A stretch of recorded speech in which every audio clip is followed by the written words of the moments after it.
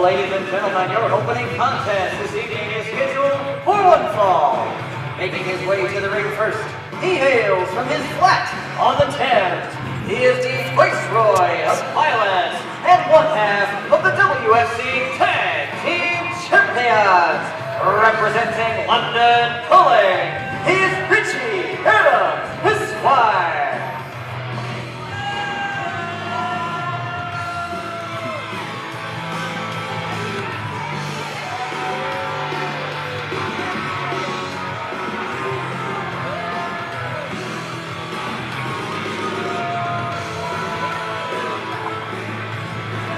Cut it.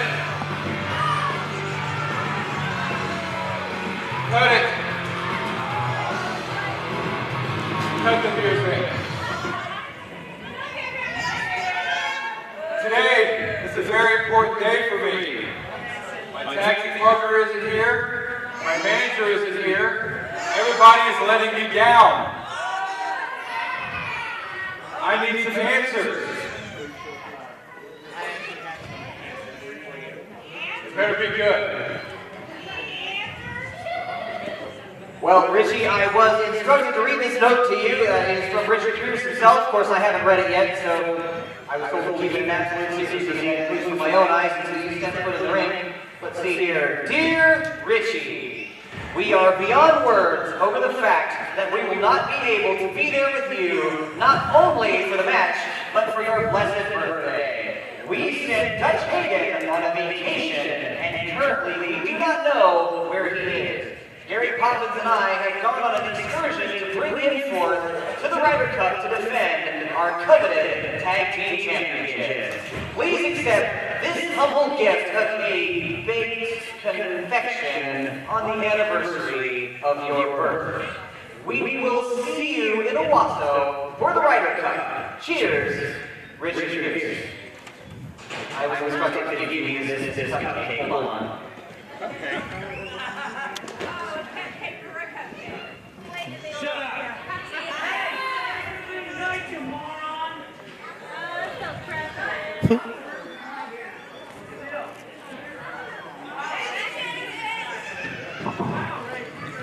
At least what everybody can do is stand up and sing me happy birthday. Somebody play me a birthday song.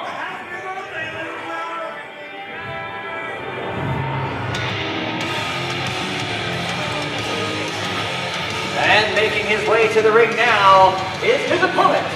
He hails from back country. Is the Zodiac Killer, Cruze.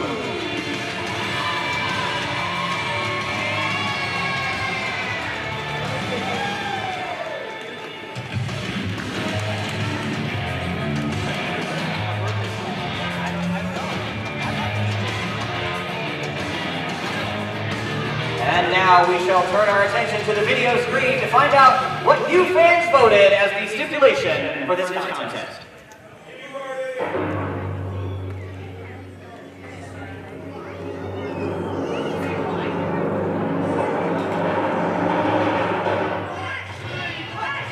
It is a street fight!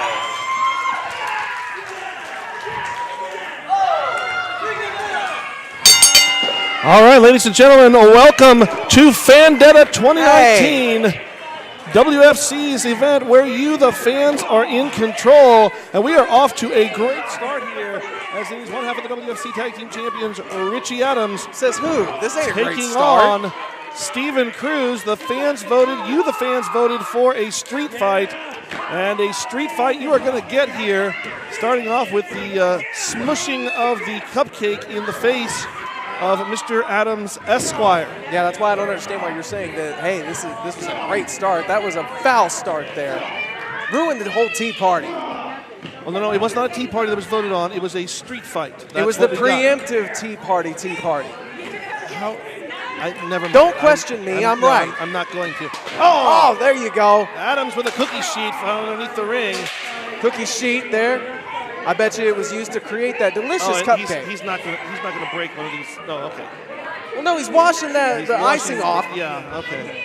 Steven Cruze putting that cupcake in his face earlier. I mean, I can sympathize. I had a cake smashed in my thoughts. It's a pie, but nonetheless, smashed in my face one time. Oh, come on, let's not kid ourselves here, Burnham. Anytime that somebody has cake, it's always in your face. Let's get real. Adams now taking the match into the ring, going after Cruze. Of course, these two individuals have basically been around each other for both of their entire careers. Adams driving in there with a running European forearm.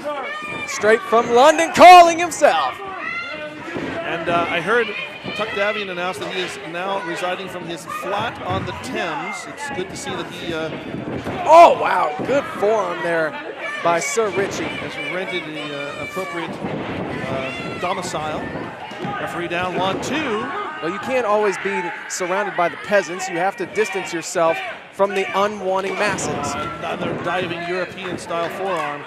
And now Adams back on going underneath the ring. And has found another foreign object, another cookie sheet. Yep, and you know, he's going to do some bacon right now. And get ready, because it's about to be well done. Oh, no, it's not. Swing and a miss there, and a big boot sends the cookie sheet straight to the face of Adams. And Cruze now, with malintent positioning that, going to do a gut wrench up over onto the shoulders. Oh, no. Almost in a crucifix. Yes, indeed. And what is Cruze got in mind here? Oh, he just drops him straight back down. Adams tried to get the knees up to block it, but I'm not sure it had the effect he wanted. But whatever it was, it didn't allow the full impact, and Cruze only able to get a 2 count out of this. Nope, one half of the tag team champions here, showing his wherewithal, kicking out at 2 and making sure this match continues onward. And Cruze now positioning the cookie sheet between the first and second turnbuckles as he prepares to whip Adams into them. Irish whip there, and Adams pulls up short. Put on the brakes Cruze drives in. Cruze comes up short as well. Adams upside down as Cruze drives in and puts a boot to the midsection. Steven Cruze, oh wow! Catapulting that all the way into the front row. Some fan got a great souvenir there. Yeah, don't go and try to use it though later on in your ovens. I promise you, it won't do you any good. Steven Cruze has made quite a transition here. From being, one of the villains and part of the group, and always seeming to rely upon the presence of the other villains, especially his tag team partner Wesley Crane. Well, let's call it what it is. He went from being selfish to even more selfish. He couldn't actually hack his part in the villains, couldn't deal with the fact that he failed them, so they kicked him to the curb. And he's been on a downward spiral ever since. Well, a downward spiral, and I wouldn't exactly say that. He and Maddox Jones, of course, top contenders for the tag team championship. And this, like I said, downward spiral. This could be looked at as a captain's match of sorts here as Adams comes off the rope with that running neck breaker. I'll make sure you tell Dutch that to his face when he comes back. I try not to talk to Dutch. He never is a pleasant mood. Adams on the second rope. Calling for the tea time elbow knee drop. Pinkies up. How do you do an elbow knee drop? Well, it's easy. You get the bone from your elbow here, and you put it down in your knee, and then you put the knee in his face. That's what you do. Hence, an elbow knee drop. As someone much more accomplished than me once said, you are just a fountain of misinformation. Adams to the outside, going back again to the tea tray as he now has grabbed the kettle. Oh, is it tea time? Inside, brass knucks inside the kettle. Again, street fight, all of these things are legal. We earlier saw, a move over the ropes, and the referee, can't call for a break on that. All of this stuff, there are no disqualifications in a street fight. Absolutely. And what better to bring to a street fight than a pair of brass knucks? Richie Adams looking to be so regal here with this punch here. But a big boot there. Regal, though. Oh, wow. Hard, stiff clothesline there. Excuse me, Adams, though, with the lunatic infringement, and he's able to bounce back. Oh, not going to go. Pull the ripcord here, spin out, pull in, going to swing with the knucks, but nobody home. Cruze reverses and a short spear. And is this enough to keep the champ? No. It is.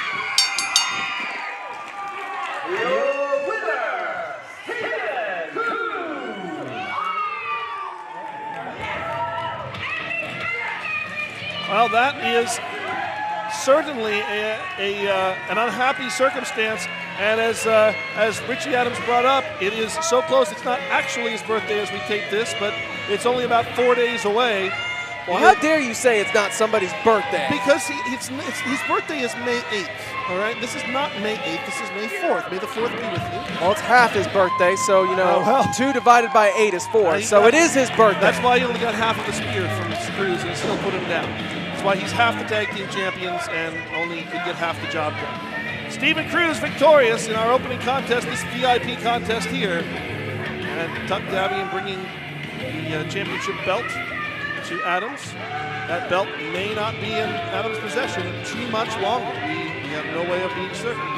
A great opening contest here at Fandetta, fans. We still have 2 more big VIP matches still to come, including Canadian Red Devil versus Lockdown in a fat match that's going to have the stipulation voted on right here in Locust Grove. And then a big tag team match as hashtag DexStar Hardaway, your favorite guy. Oh, yeah. And the Tommy Dean take on Brawler Morrison and the returning Graham Bell. He's right, Graham Bell back here in WFC. That's going to be the main event of our VIP session right here. Exciting times, exciting matches, and so much more to come here. This is just the VIP portion, though, of Fandetta. We have so much coming on the main card this evening. This is just the start of all great action here tonight. And coming up next, a battle of kind of David and Goliath, as it's going to be the Canadian Red Devil, a man who's got so much experience stepping into the ring, but he's going to be facing the biggest challenge of his WFC career, quite literally, and the giant beast known as Lockdown. And he doesn't know what type of match it's going to be. It could be a submission match, which definitely is in favor of CRD. It could be a match where there are no punches allowed. Or it could be a match where there's a 5 count, a 5-count pinfall, and that certainly seems to lean more towards Lockdown as well. Well, we definitely know out of all of these stipulations. I'm told the following stipulation for this next contest will be determined by fan applause. So get ready to vote for your favorite stipulation. And here right there. Now, so rudely interrupted. I was trying to point out exactly what you were saying earlier, that CRD should be hoping for the submission match, because if it's anything other than that, I don't see any way that CRD getting out of this. Well, I guess we're about to find out as coming to the ring right now. All ladies and gentlemen, your VIP contest is scheduled for one fall. Making his way to the ring first, he hails from Medicine Hat, Alberta,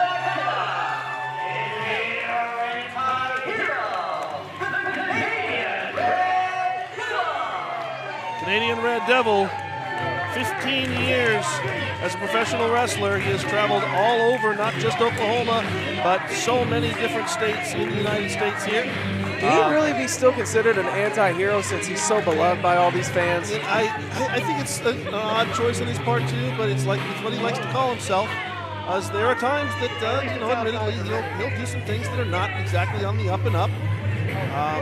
But the fans love it nonetheless. And CRD, who as always has his merchandise table up and open, ready to go. And we'll see if he's going to be in the condition to be there to autograph some of that merchandise he sells after this particular match, because he has got a big test ahead of him. Better get ready to slam the door shut on this. Sound the sirens, because it's about to be on total lockdown. And making his way to the ring now is his opponent. He hails from the correctional facilities of McAllister, Oklahoma. This is Lockdown. Lockdown, a man who, believe it or not, was allowed to participate in professional wrestling as part of a work release program. He is indeed an incarcerated individual in McAllister, and he was given this opportunity by the governor of Oklahoma to participate around the state in professional wrestling. They felt that it was some sort of a rehabilitation opportunity for him, but it is something that's very proactive, I'll tell you that.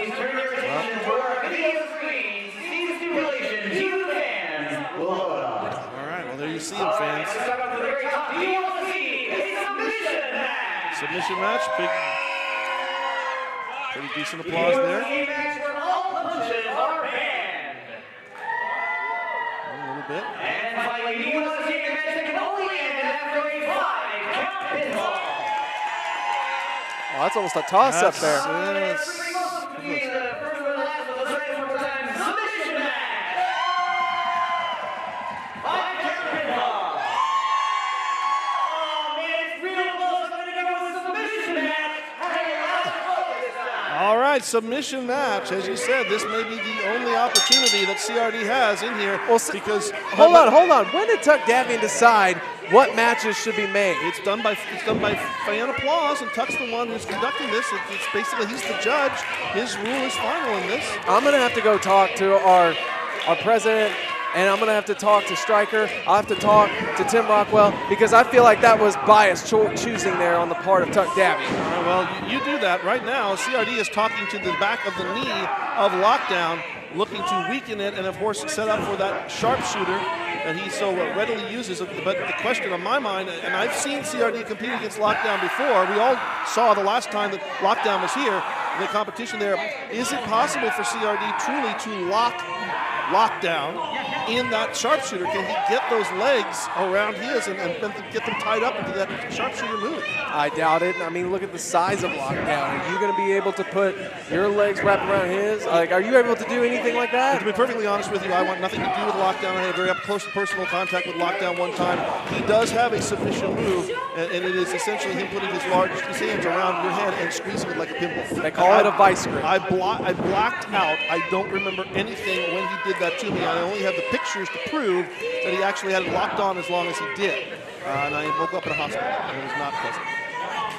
Well, I'm sure any kind of run-in with Lockdown is a very unpleasant one. Yeah.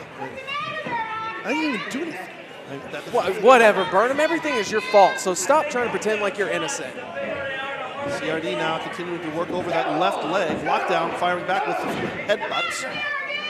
They may be few, but they are definitely many a powerful there. With a man of his size and power, you don't need very many, you're right. But CRD, oh, look at that. Look at Lockdown. He's got the arms outstretched, and CRD able to get underneath, drop down, and again to kick the leg out from underneath Lockdown. That, if you put a man of this size, no matter how big and strong a man like Lockdown is, you put him on his back, it takes away all that advantage he has. But can CRD do this? Can he lock this move in? Not this time. I don't see it happening. I've said it so many times going even into this matchup that, yes, while this does favor CRD in the long run, I don't really see how he can get this sharpshooter locked on. Lockdown with the clubbing forearms along the back. CRD up the ropes, going to try for a crossbody, but Lockdown catches smart. him. CRD underneath, and a schoolboy there by CRD. But again, no pinfall. You can't do a pinfall. CRD can't make those type of mistakes, and I understand. It's an instinctual thing. Yeah, but the rules say that submission only. Submission only, and that's what the referee enforced there. Waved off the pinfall attempt and said can't do that. Lockdown now, throwing CRD into the corner head first, and is that vice grip? I don't know. We can't see because that's how big Lockdown is. From this perspective, though, we can clearly see it's just a choke. It is a chokehold there, but I think that would still be considered legal. Look at the referee. I mean, the referee is supposed to be the man in charge there, but he's backing up from Lockdown as well. Oh, I can't blame him. Throwing his entire weight right into the turnbuckle there where CRD's head just so happened to be placed as well. And Granny Hulkster, you might want to be quiet on this point. You don't want Lockdown in your face. Granny Hulkster doesn't even know the word quiet. Are you kidding me? That's true. She really probably doesn't. Lockdown now, almost like he's stalking his prey, waiting for CRD to come out of the corner. And again, grabbing him. He's got that vice grip, I think, on at this point. It does look from our vantage point here. Yeah, look at him just squeeze. He's just squeezing that head. And look at that. Look at Canadian Red Devil. Almost looks like he's almost going to drop him down, potentially to one knee here. I know Devil's trying to fight it. And there it is. He's down one. And he's holding out a lot longer than I did, but still, there's only so much pain that you can withstand from this. Like, are you trying to compare yourself to CRD? No, not in any way, shape, or form. The fans trying to rally CRD, trying to feed him as much energy and support as they can, but the pain of this, just squeezing your head and forcing all that blood and that pressure around your brain. The pain is overwhelming. CRD fighting through it. Somehow, some way. So, yeah, somehow. But he's got to break this. He's got to get at least one of those hands removed. And okay, well, he went for the jawbuster, but it didn't do anything. Not a thing. And that's the thing with Lockdown, is that there's so few bits that seem vulnerable on him. This took 2 jawbreakers, and he's back up. He only took Chodebuster. Now Chodebuster might do it. Barely got it, but somehow was able to lift him up high enough to hit that. The Chodebuster, as he calls it. And CRD has got to be on his last legs here. He was in that vice grip for such a long time. And can he possibly try to take advantage of the fact that he has the big man down? CRD going now again, going to step through. Can he get those legs grapevined? I don't see this happening. He's got it. Can he turn him over now? This is the big test. Can he turn all that weight over? If he can, he's going to have to utilize Lockdown's own weight against him. Oh, but look at this. Look at that. Oh, grabbing the horn. Grabbing it, just raking at the face, forcing the break.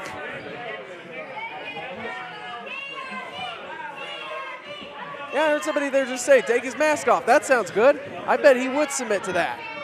Wait, were they talking about Lockdown or CRD? I'm sure they were talking about CRD.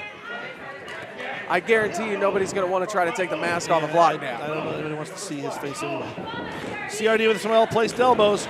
Comes again, crossbody. He's caught by Lockdown. Just slams him straight down. And Lockdown off the ropes. We're going to go for a big splash. Oh, and nobody home. And CRD now going to step in from behind. Grapevine the legs. This is submission. Oh, wait a minute. This is not the sharpshooter, but it's still a submission hold. Forcing the pressure on that calf. Lockdown. Look at CRD sit down on it here. Apply even more pressure. Going to bend that all the way back. Lockdown. He's not close enough to the ropes.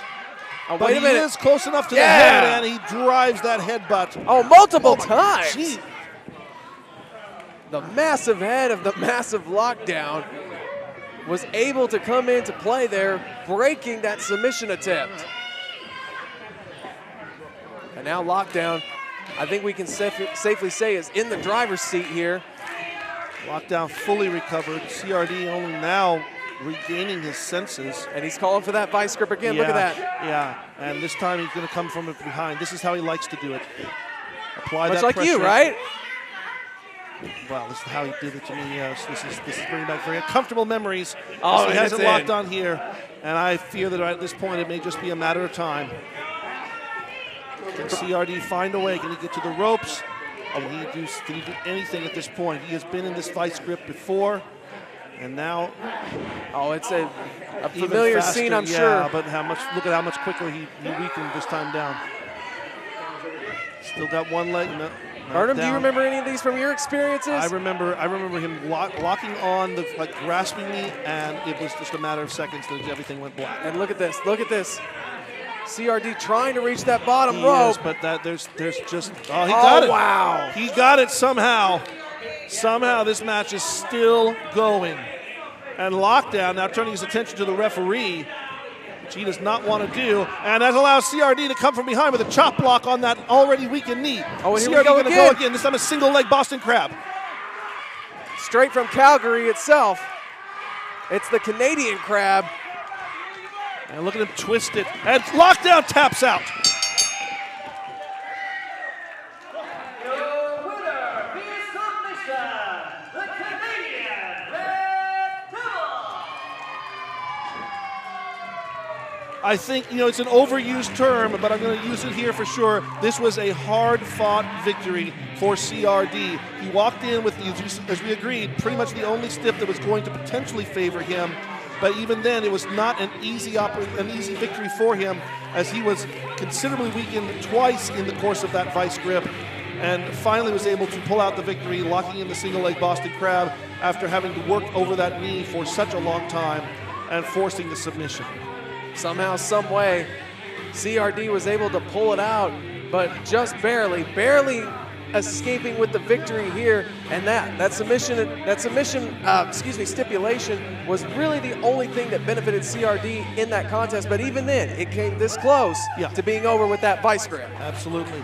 CRD victorious in this VIP match. Of course, earlier on we saw Stephen Cruze, Richie Adams one-on-one in a street fight, where we saw cookie sheets, we saw the use of brass knucks, we saw all kinds of weapons, and it was we saw Stephen cupcakes Cruze, being used. Saw cupcakes to open it up, and it was Stephen Cruze victorious in that particular one as well. Coming up next, fans, big tag team match, as it is hashtag DexStar Hardaway teaming up with the Tommy Dean to go up against Brawler Morrison and the man who making his return after quite a long absence here in WFC, a man who at times, and I think tonight will be one of them, who likes to refer to himself as the worst person ever, Graham Bell, associate of Luke Langley, but not tonight. It's not going to be the Diamond Dogs together. It's going to be these two. And here we go. It's your guy. It's your boy, Travis.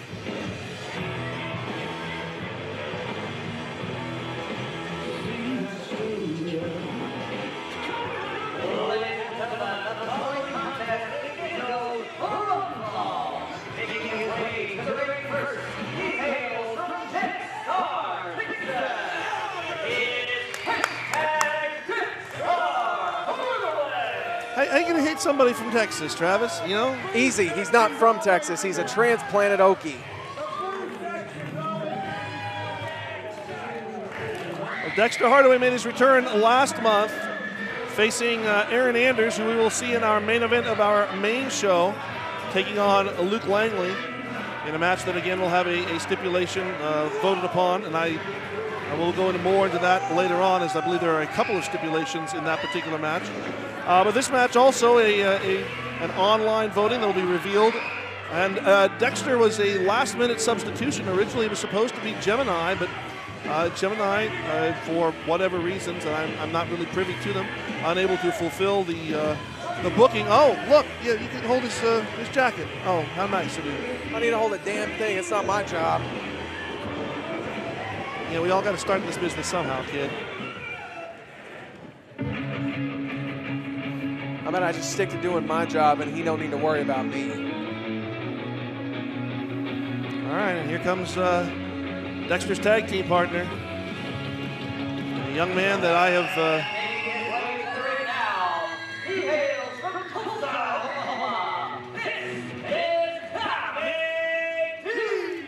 the Tommy Dean. Yep. A young man who has had quite the year here in WFC. Quite the losing streak for the most part. And I guess this is I really love to bring up how it's a losing situation with Tommy, but it really is, because you got to tell about the facts. That's what a journalist does. That's what I do as a broadcast analyst. And you know what? This is like the perfect team here. Dexter and Tommy Dean, a couple of losers joined together. They can both suck together. That's just how it's going to be.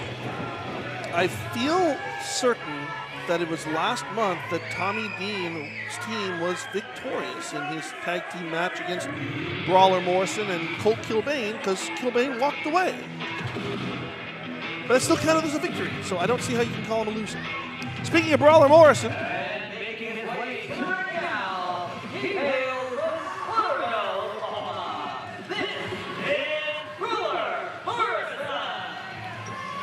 Brawler Morrison. Ain't nothing to mess with, kid. Santa Claus's least favorite wrestler. You know why I say that? I don't really care. Because he didn't bring him two front teeth for Christmas. That's wonderful. I'm glad you got jokes for days. Once you get some new material, I'm sure you'll be better than me. Morrison, nobody to mess around with here. Yeah, especially you, Dexter. You might want to stay away from him. And now Morrison's tag team partner.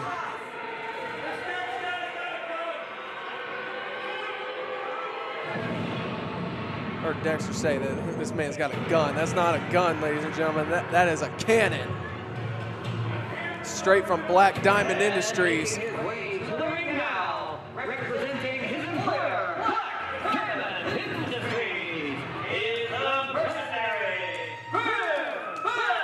The mercenary Graham Bell making his return to WFC, former WFC Tag Team Champion, one half of the very first WFC Tag Team Champions, along with his partner, his usual partner, Luke Langley. Watch out! No. Okay, good. He didn't load it. I was worried. Sometimes he puts stuff in there, and it makes me a little nervous. Well, you see those hanging off the back of his jacket there? Yes, I do. And those are souvenirs. Those are trophies. That's a better word for it. You're right. Those are trophies that he has collected as Graham Bell, especially within the past couple of years, has really made an effort to become a nationally known figure. He has taken bookings and commitments in so many different states around the country, and he is certainly becoming a well-traveled veteran of this sport. Absolutely. All right, what are we going to have with this one? I know which one I'm wanting. I know which one I do. I know which one I voted for. Oh, fatal four-way. Whoa! Okay, well, that changes the dynamic completely. Oh, yeah, there you go, Graham. It's no longer a tag team match. It is all four men on their own. First man to gain a pinfall or submission gets the victory, and no tag team partners in this situation, as it is immediately Hardaway and Dean to the outside, leaving Bell and Morrison on the inside. Yeah, I'm going to go ahead and go out on a limb here. I'm choosing Graham Bell to get over on this one, strictly because I personally had the pleasure of interacting with Graham Bell back in November as he was on that streak of just traveling the country, bettering himself. He has turned into quite the athlete since leaving WFC, as we've seen on full display at the beginning. And you know what? He got into my good graces because he attacked that DexStar first. Morrison now disposing of Bell, but Tommy Dean now going to come in. Oh, speaking of, look who's just walking around. I'm more focused on the match going on inside the ring, which again... Well, he is a part of the match, is he not? He is, but he can't win the match on the outside, and I'm sure you're going to bring that up. Tommy Dean with a spin kick. I would. You just and did it Morrison for me, now up. Here we go. Dexter back in. There again, remember, these two are supposed to be tag team partners, but it's going to be every man for himself as Dexter now. Fez press by Dexter. And Hardaway. Now Hurricane Rana. And Dexter remains the one man left in the ring. Well, here comes Bell. Yeah, and well, he was. There goes Hardaway. Oh, look at Graham measuring him up. Graham with bad intentions. Oh, nope, just just sit and hold the door, the ropes open. And this is why Graham is quickly becoming my favorite in this match. Well, he tried to pull up a little short there, caused a little inadvertent injury. But Dexter too quick for that. Not quick enough, however, to avoid that particular maneuver. And now Graham taking notice on Tommy Dean. Oh, wow, nice stiff kicks there. Front and back. Down goes Dean. Here comes Morrison and just received a stiff forearm. Look at that. Bell standing tall. Oh, wait, I think I know what he's about to do. Take aim, load the cannon, and get ready to fire one off. Here comes Graham. Bell all the way through, diving down and taking out all three other members of this match. How great does Graham Bell look tonight? Graham Bell obviously came back to WFC with a mission to reestablish himself, much like Luke Langley has spent the past year and a half establishing himself as a single star. And Dexter shoving Bell off from the top. Oh, that doesn't surprise me. Shoving somebody off of the top spot just to better himself. And Dean now cutting Dexter off. Dean now going to go up for the top rope, maybe going for a superplex. And here comes Morrison. Morrison underneath. Do we get a look at Morrison? Oh my wow. goodness! That was probably the But look at coolest Bell. thing. Bell quickly upstairs. Oh, huge elbow drop. 1, 2. Oh, and just that close. Graham nearly picking this victory up after that Tower of Doom there, which has probably got to be the favorite thing I've ever seen Tommy Dean do to an individual. And now it's come down to Morrison and Dexter as Dean and Bell on the outside. Yeah, Morrison measuring Dexter for the face one. No, it's just a running knee. A running knee straight to the side of the head. Morrison, who's definitely developed a brand new sense of attitude since coming back to WFC. He's always been a little psychotic. A little psychotic? I was trying to be a little nice on that. When I say a little, I mean absolutely a lot. But he has been a little bit more thoughtful with his approach here. That's easier said than done in the past. He's let his emotions get to him. He seems to be a little bit more tamed on those, and he's taken a more cerebral approach to his in-ring work. I think that you're right, that Morrison has finally found, if you will, an identity for himself. He understands that the best thing he can do is simply go with his strengths. He is a brawler. He is not so much of a scientific wrestler. He will punch, kick, and choke you, and he can win that way. And he doesn't care about his body. As he's been quite clear to put that on the line and absorb all kinds of punishment. Look at Morrison go over the top rope as Dexter runs straight into the corner, and Morrison with just a simple clothesline knocks Dexter down. Bell now. Oh, wow. Nice running enziguri right there. Intercepting Morrison before he can do any more damage. Tommy Dean back inside, goes for the spin kick, but Bell wipes it away. Chop to the chest. Bell with another chop. And now a forearm on top of that. Graham Bell underneath. Dean gonna go for the tornado DDT, and he catches it. Wow. Spiking Graham Bell. Dean now going upstairs. And now Graham is in a prime position for Dean. He absolutely is. Can Tommy Dean? Frog splash down on Bell. Referee in position, and Dexter with the save, keeping the match alive. You know, I'm not going for Dean whatsoever in this contest, but I will say that the only person that I wouldn't want to see win this match is the one that he's slugging it out with. Dexter and Dean now just trading right fists back and forth. Hip toss into Graham Bell in the corner, cannonball style. And Dean with a flapjack on Dexter. Oh, and Morrison now, look at the quick roll up. And Bell with the breakup and a roll-up of his own. Dexter now, same thing. And Dean gonna make it a quadruple, and none of them effective. Only for about 2 counts per each roll-up there. I think we had a total of 8 seconds there. Yeah. Somebody could have won I'll declare, almost 3 times. I'll declare the referee the winner there for managing to be able to carry the 2 counts all that quickly. And now we've got all 4 men just slugging it out with one another. Bring around the Rosie here. Oh, now go for the kick, but no. Oh! Spins that around into Morrison, and a spin kick of Morrison's, of Tommy's own. Dexter with a DDT. Morrison right now is the only one standing on his feet there, but Dexter got the best of that at the very end with that DDT. Only for a second, though, as Brawler gets right back up, and now he's focusing towards Bell. Morrison up. Oh, he bit him! And now kick by Bell. Dean with a kick to the midsection as well. Gonna go for the package pile driver here. He catches it.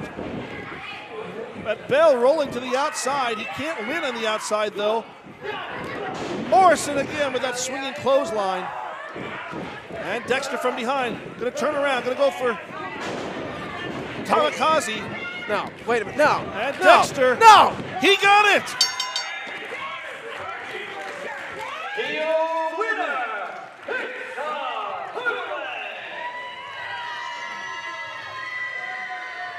So I'm sorry, I was not listening to Tuck, Travis. Shut who up, won? Burnham. Who won? Shut up. I'm sorry, who was the winner? Shut up, Burnham. Well, you know, if nothing else, at least you can still call Tommy Dean a loser, I guess. Oh, at least you did there just then, too. Congratulations. Thank you for realizing the error of your ways. Who won? Hey, congratulations. Oh, Couldn't even I make think, the table. I think a little message sent there in the form of. Congrats. Well done. Good job. Took 3 other people, but congratulations. Oh, you hurt my feelings.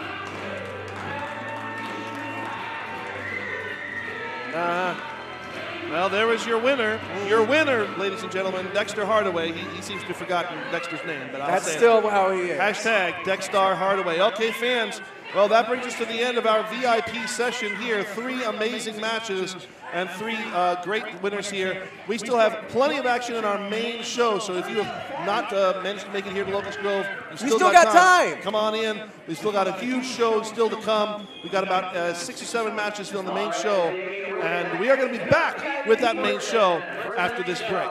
If you haven't already, please take this time to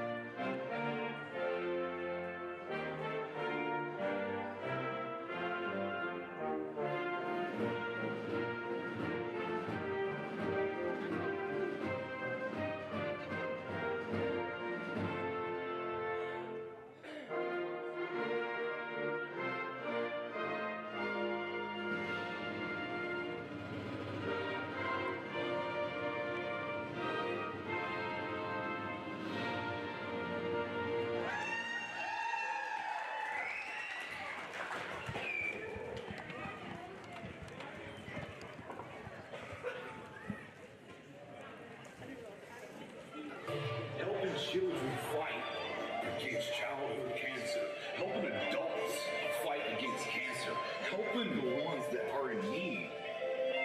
Ladies and gentlemen, we are WFC.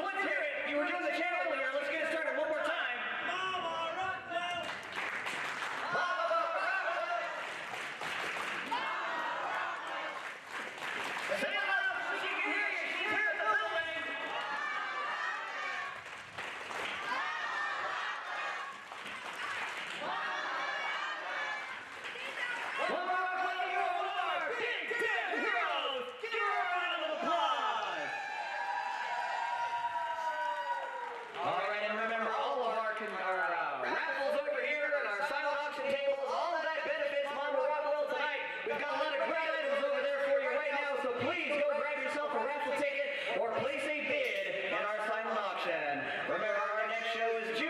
14th and 15th for the Ryder Herring Memorial Cup in the Owasso Sertoma Center. You can go to WFCtickets.com to get your information on how to grab those tickets now. So that having been said, are you ready for your first contest to the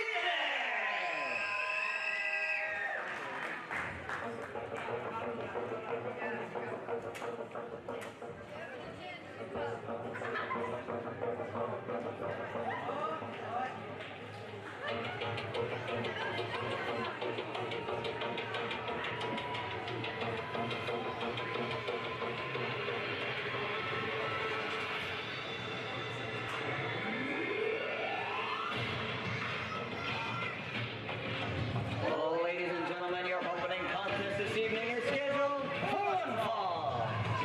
Making his way to the ring first, accompanied this evening by the Rightful Queen, Yurika. He hails from Denver, Colorado. He is the definition of definition, Double D. Well, ladies and gentlemen, we welcome you now to the Fight for Momma Rockwell Fandetta 2019, where you, the fans, are in control. We had a lot of fan polls put up on our Facebook page to pick stipulations for matches. This is one of them right here, as we see the ongoing issue between Double D and the WFC champion Paul Puertorico. And here you see. That's the royalty of WFC right there. I love how Queen Erica tells me to do my job when I am actually doing my job. Except you're not, though. I was talking about a Double D. I really was. No, you were probably going to demean him like you normally do. No, I was going to bring up the fact that he has been pursuing that WFC championship, that he believes that it is truly his to have. And what a way to start, Fandetta. And yeah, we're opening up here with what potentially could be a championship match. Now, I say potentially because there are three options, as there were for all of these Fandetta matches. And one of the options this time around is that both Paul Puertorico and Double D get the opportunity to pick their own tag team partners, and it is a tag team match. That's just one option, and that's the least likely, I guess, in terms of odds to occur, but the possibility exists this could morph into a tag team match. Otherwise, it's a one-on-one encounter, either a standard one-on-one match, one fall, or a 2 out of 3 falls match, and I would have to assume that in either of those situations, the WFC championship would be on the line. Well, that's a safe assumption for once there for you, Burnham. I think you hit it right on the money. This has been an ongoing issue between Double D and Paul Puertorico for many a months now. Double D, of course, last time we were here in Locust Grove is when he made his case for being the rightful #1 contender, as he certainly was earned that opportunity. Yes, he made his case by coming and hijacking the show, Oh, sitting down stop in the your ring hijacking and stuff. demanding that Stop he be given it. this opportunity,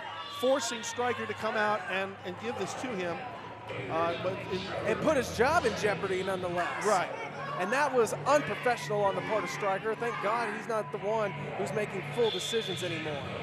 And making his way through now, representing the Sainted Heroes. He hails from Puerto Rico. He is your reigning WFC champion, extraterrestrial, Puertorico. Well, he's the reigning WFC champion. Where is his WFC championship, though? Right now, he's only sporting that fake planetarian title. Okay, first of all, it's not a fake title. It is very real. It is very physical and tangible. Okay, in all physical aspects, yes, it's right there. But it's not a championship that's been on the line here in WFC. It's not a recognized title with WFC. So, for all intents and purposes, it is a toy belt. Well, that toy belt is being given to Momma Rockwell right now. I think that we all understand the significance of that. I mean, and those of us who are familiar with Paul understand the importance of that championship belt to him. But obviously not here at the WFC Championship, so perhaps I was wrong. And perhaps if this does indeed become a singles match, perhaps the WFC Championship will not be on the line here. And I know that if that's the case, that Double D would be very unhappy with I would be very unhappy with that, because let's face it, he deserves it. He deserves his opportunity, fair and square.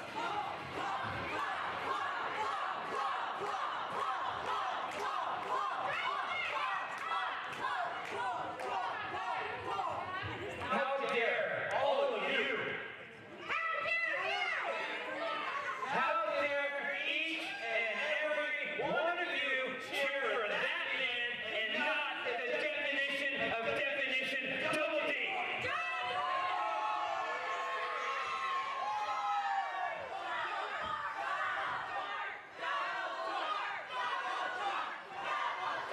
Well, they're chanting for him now.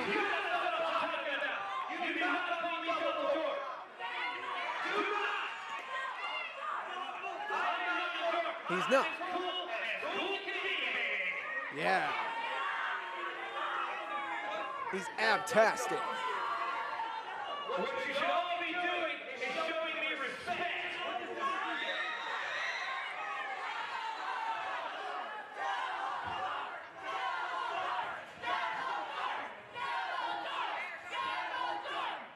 You should be showing me respect because after the last show, I should be standing here as your new WFC champion. True story. But I'm not.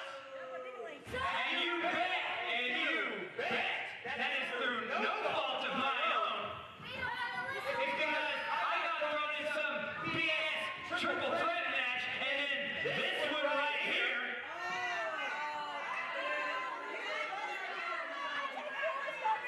No, every single match that I've won here at WSC, I have won all on my own. Yes, indeed. No. No, he's not. Yes, he did. No. He was the only participant in the match besides his opponent. I believe you should be showing some respect to the fans. How about you actually let them know what Double D stands for? So if you don't think it's double, then what does it stand for? And another thing, you need to start taking responsibilities for yourself. She had nothing to do with it. You don't know what you're talking about. You don't know what you're talking about. You defended and you held on to that WFC championship, but you have not beaten the definition of definition Double D. And if it wasn't for this one right here, I would be WFC champion. They know it. You know it. Everybody in the back knows it. Every match, like I said, I've won on my own. And then the minute that she decides to stick her nose in my business, that's when I lose. I've had enough of you getting my way. I've had enough of you trying to steal my glory. I've had enough of you trying to steal the spotlight away from my precious beauties. I am Mr. Ass. I am the fantastic one. I am the poor that makes you want more.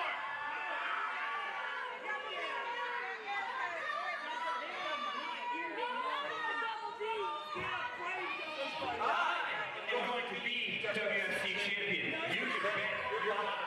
And all of you will bend onto your knees and you will bow down and you will worship the ground that Double D walks on.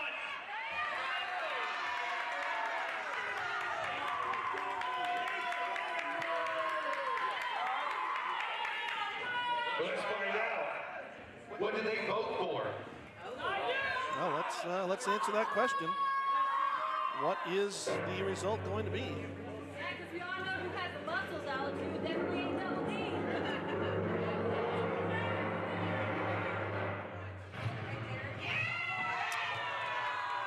Well, okay, so the odds definitely coming up short here. What do we have here? We have a tag team match, huh? No. You want a tag team match? You want to see a tag team match? Well, I can think of nobody better than the lady who's been at my side. No, wait, no, wait a minute. The lovely and Did beautiful he not? Victoria to be my tag team partner. Did he not Hey, just shut up, get Burnham. done running her down and blaming her for everything that went wrong? I don't see a space age anywhere. I don't see any bunnies anywhere.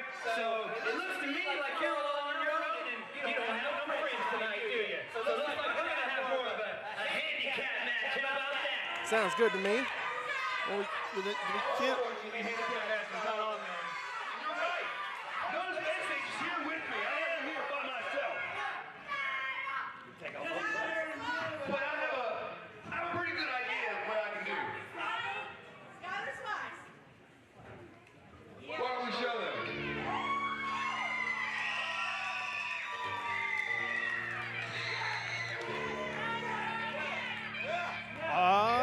Really? Well, Travis, I think there you go. Back in WFC, the dominant one herself, Skylar Slice. Someone who knows Erica very, very well. Yeah, I feel like this is a travesty in of its own right, though. There's no time to prepare for Skylar Slice's return. This is absolutely a travesty on the part of Paul Puertorico and the WFC management right now. Well, you know what? It was a tag team. The tag team match was on the stipulations. If anybody should be prepared here, they should be prepared for all three of these stipulations. Well, I bet you anything. Know. I bet you anything at this point, Paul had something to do with all of that. I guarantee you he was the one that rigged that vote to make it a tag team match so that he wouldn't have to defend his WFC championship tonight because he knew he'd lose. So basically you're saying the same thing that Double D would say, and that is it's not his fault, it's everybody else's fault, right? Absolutely, it's true though. Oh, sure. It's true. He's earned everything that he's gotten here in WFC. He didn't prepare to have a mixed tag team match with Skylar Slice as Puertorico's partner. Well, prepared or not, that is what is going to be the case. It just so happened to be a convenient situation for Puertorico. No wonder he didn't bring that WFC title out. He knew the whole time. It's another conspiracy to keep Double D away from the WFC championship. Fine, it's a conspiracy. Please start your own late night radio show so that you can let everybody know how much of a conspiracy it is. It is. All the evidence points straight towards it. You've seen it yourself. I've seen it. You acknowledge it. We know that it's facts. What I also know is fact is that it was just about 5 minutes or less ago that Double D was berating Erica as the responsible partner for all of the things that go wrong for him, and now he's got a tag with her. How can he trust her after he just got through saying, you do everything wrong? Well, because let's face it, she even admitted, as you saw in that ring, she took full responsibility for what took place. Yes, can you say Stockholm Syndrome? Okay. It's not a Stockholm Syndrome, and first off, how dare you insinuate such a thing about your king and queen? Nonetheless, she took responsibility for her actions. They've made up. There's still the royalty of WFC, the righteous royalty, and Erica's in there helping out her rightful king. Helping her out by not being able to budge Skylar Slice an inch. Okay. So fans, this is a mixed tag team match. The men face the men, the women face the women, as you see right now. It is Erica and Skylar Slice. Starting off this match, as I said, these two very, very familiar with each other as they have competed many times over, I believe, the 3-year time period that Skylar has been active here in Oklahoma. And there already, Double D berating Erica. He's not berating her, he's giving her a pep talk, letting her know this is what you have to do in order to take her down. Skylar Slice, of course, has been just recently back into the wrestling game, took some time away, started a family, now she's back into in-ring competition. Oh, and look at that. Lord! They don't call her dominant just because it's a cool nickname. It is because it's what she is. And what is D upset? Is D upset because she knocked one of the glitter bits off of his abs? Those are very precious abs.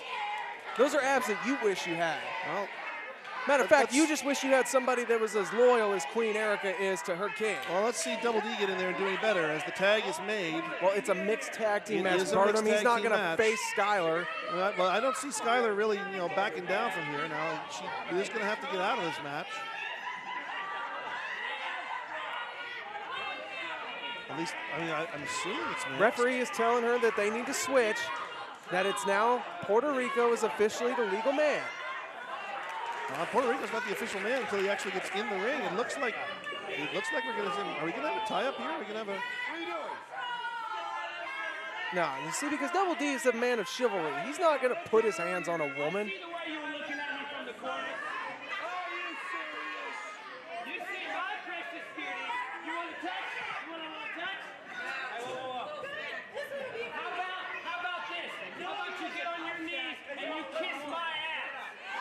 Oh, see? Are you serious right now? I mean, that's an honor. Come on. I've known Double D, and I've said, look at this. She really good. Oh! And a clothesline by Skylar. And another clothesline by Skylar. Referee, what are you doing? Get her out. Well, apparently I'm wrong. Apparently it is going to be an intergender tag team match. Well, it shouldn't be. Well, it's going to be because look right here. Skylar with the head scissor takeover and Double D. Well, Running referee for showing safety. No, referee just showed some bias leniency over there to Skylar and Puertorico. Well, I don't see Skylar making the effort to try to bring Puertorico into this match. I think she's perfectly content and understanding that she can handle both people on the opposing team. And look, it'll be a switch again here as Double D to the outside and Erica on the inside. Well, it's right back to what it should be, woman on woman. Right, what it should be as Erica charges in, meets a knee, and then a spin kick. And Skylar with the Irish whip. And a catcher tilt-a-whirl backbreaker. Lord.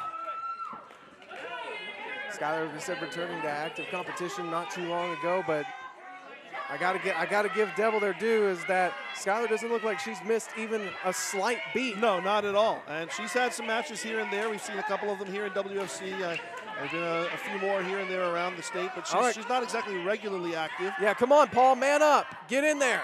Yeah. All right, there's the tag. Here comes the WFC champion, Puertorico, who immediately fires off with some lefts and some rights. Puertorico with the Irish whip. Reversal by D. Swing and a clothesline by miss. Swing by Puertorico and a miss. Puertorico up and over. Head scissor takeover. And D crawling to the corner. Puertorico not going to let up, though, as he charges in. And now Puertorico with a series of kicks to those abs, spin kick to the abs, and D goes down. This is no way to treat a king. Oh, look at that cannonball style in the corner. And Puertorico sits down with the pin, 2, and somehow D able to get out of that. I mean, somehow, that was nothing. The king can withstand everything. I gotta tell you about some kings. Oh wait, look at that, the tag in to Erica. All right, and Erica. this is totally legal. We saw this earlier, so don't give me any kind of BS. I'm just stopping you ahead of time. If there's a tag and if you're going in there, as long as it's not a choke, I don't have a problem with it. Okay, I'm just making sure because I know how you like to play both sides of the fence there until it's to your person's benefit. Then all of a sudden you'll be right on board with them.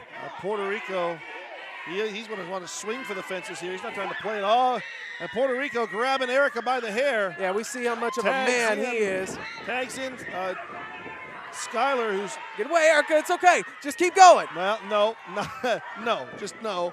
As Skylar now with a forearm shot right to Erica. No, it's not how a queen needs to be treated. I got to tell you about some queens sometime, too, like Marie Antoinette, what happened to her. Oh, and look at that from behind. Double D with the knee into the back of Skylar Slice. You know, you said she's called dominant. It looks like right now she's more of a detriment to her team of her and Puertorico as Erica backs Skylar into the corner. And now just a couple of shoulders driven straight into the abdomen. And look at that, Erica going for the tag, and D just leaned back. He's like, no, you got it. Go ahead. Well, yeah, because she's showing that she can handle her part of this team. Obviously, she wanted to tag out at that point and bring D in, but I guess these precious abs needed some more healing time. That was not the case. She was telling him that I got this. Don't worry about it. I've got it taken care of. See, right there. Now the tag was made, and in comes Double D. All right, Double D now. She has a little bit of jaw-jacking over there with Puertorico. And now turnabout is fair play. As D grabbing the hair of Skylar Slice. Now, you could have done this willingly. Gonna lock in here. Is he actually gonna go for a suplex here? He can do it. You acting like he can't lift her. Skylar blocking it. That's a block. That doesn't mean he can't lift her. Another block. Whether he can or not, he didn't get the chance to. Reversal. And Erica. Wait. We got a second official out here. What? I have no idea what just happened there, but there was 2 referees out here at one point. Erica now. Erica measuring in. And a running neck breaker there. And oh, the count there. Come on, ref.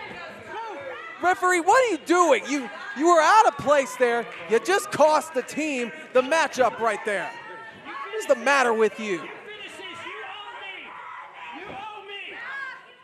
Erica now with the foot placed as she got a handful of hair there. Stretching out the back area of Skylar, and Double D was saying that you owe me, which is true, and that's exactly what she's doing. She is paying her dues to her man. Erica trying, it looks like she's trying for a German suplex, but what are you going to insinuate next, that she can't lift her either? Well, she didn't, and Skylar, however, going to reverse it around. That's how a German's done.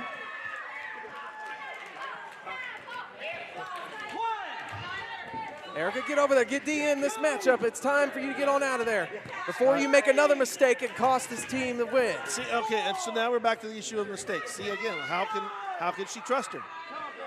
How can she trust her? Well, first off, he can trust her. He can trust her. Never mind. Both men now in the ring. Paul Puertorico taking over on Double D.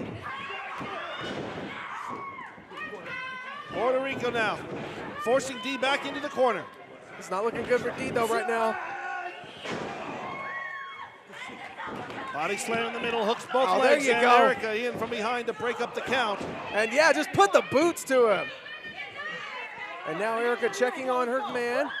Hey, get Skylar out of there. Get Skylar out of there. That's illegal, ref. You got both teammates on both sides here.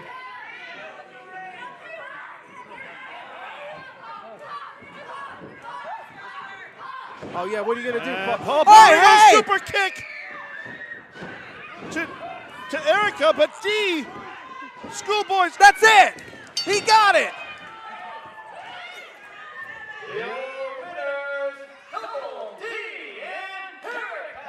Erica doing the right thing, and she took the shot for her man right there, for her team to get the win in this contest here. Well, I'm sure we'll hear once again about how Double D did all of this by himself. Well, no, it was a tag team match. You can't say you did it by yourself. It was a tag team contest, Burnham. Start speaking realistically. And now look at that. There you go. See, the king getting his queen out. The king just yanking Erica around. He's not yanking her around. He's getting her out of dodge. He's getting her back to safe clutches. Once again, Double D pinning the WFC champion, stating more to his cause that he is the rightful #1 contender and that he does deserve a one-on-one shot against Paul Puertorico. And should that take place, Burnham, mark my words, you'll be looking at a brand new WFC champion, the definition of definition, Double D. Well, we may well see that at the Ryder Cup coming up in June 14th and 15th. Two-night event, as the Ryder Cup tournament is one of the most prestigious things that WFC puts on every single year. And it is quite possible, given the results here tonight, that the WFC management will declare that Double D deserves a one-on-one opportunity. He was not beaten last month. I don't see how he's not. How is he not supposed to be #1 contender? And tonight he did pin the champion. He did. In the ring. 1, 2, 3. So Three count. again, I'm sure that especially Tim Rockwell will be pushing very hard to see that Double D receives a WFC championship opportunity against Paul Puertorico. I'd like to put my 2 cents in on that and say that Double D definitely deserves a one-on-one shot. Well, I think that was about 5 cents there, but that's fine. All right, fans, speaking of titles, coming up next, the Hometown Heroes champion coming up here, but he doesn't know who his opponent is, and to be fair, he's been doing these open challenges, so he's kind of used to it, but the fans get to pick the opponent. Hold on, what's going on here? Striker, look, something bad has happened. I don't know if we can go on tonight, man. What's going on? Shirley's missing. I can't find Shirley anywhere. I looked all over this building. I can't find Shirley anywhere. Do you know where Shirley is? Are you really now because of Shirley? Yes! Dude! Tonight's Fandetta. Tonight's Fandetta! for your mother. Yeah, for my mother. And My you're more mother worried loves about Shirley. and what you are She about. loves Shirley. You better worry about who these people pick for you to wrestle tonight. Man, I'm not worried. They're Are picking you your worried? opponent. You're wrestling tonight too. I know. I tell you what, I hope it's Draven Cross. I hope you have to wrestle Draven. That's what I hope. Because yes, him, everything. Because tonight I'm gonna win my match. I'm not worried about my match. You gotta worry about yours. When was the last time you wrestled? You know, last time I wrestled, Okay. you jerking things out of my face like that. What is that? Oh, this is not good. I hate when people just randomly throw in white papers. What is that? You do know that the board wants us to be working together, right? Since you get 50% of everything because of what you did to me in Tahlequah. Oh, when I beat you fair and square. Anyway, we're tagging tonight. We're not. Yes, we are. The board wants us to tag. Whoever the fans pick for us, we're tagging against now. So now We've got to work together. The board wants us to work together. They stress and stress and stress. You know what? I could do that. I could work with you. I'm fine with that. I can work with you. But don't turn on me tonight. Do not turn on me tonight. We have to work together. Don't pull your tracks tonight. No. I'm not. This is for my mama. This is for my mama. I'm not going. You got me. And that's one reason I'm right here for you tonight and be by your side. It is because of your mother. I need Shirley though. You don't. I do. Oh, Shirley, the crowbar. Yes. See, now you know what I'm talking about. I gave Shirley the night off. Don't worry about Shirley tonight. She's nowhere to go. This one, Striker. Sorry. This is the start of it, right here. That was before. I didn't. Hey, don't be mad. All right, fans, as we said, the Hometown Heroes champion on his way here, but he does not know who he is facing.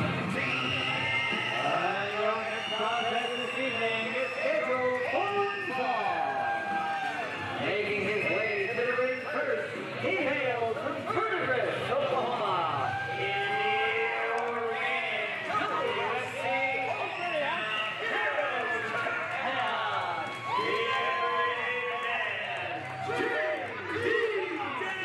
JD, the Hometown Heroes champion, who, as I said, had issued quite a series of open locker room challenges where he stepped into the ring and just basically said, hey, whoever wants to step up, step up.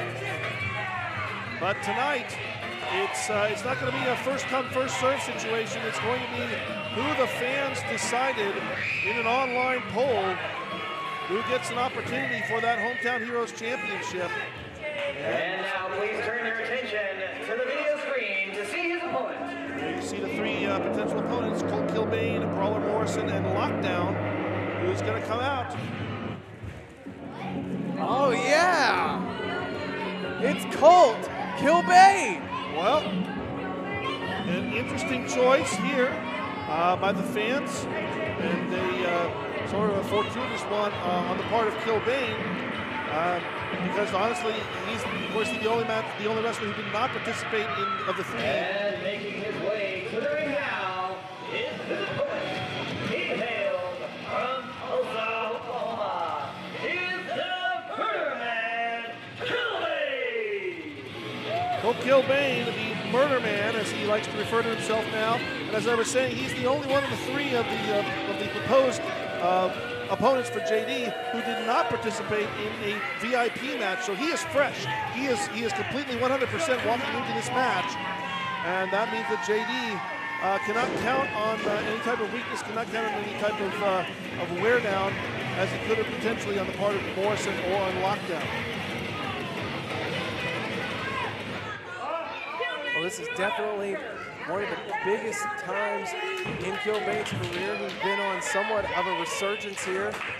As you always like to point out, he's separated from Coach Doggins. Yes, he did. He's been basically a lone wolf, and he is, without a shadow of a doubt, he's a good contender for the championship here tonight. Well, I think it's really a great opportunity for Killbane.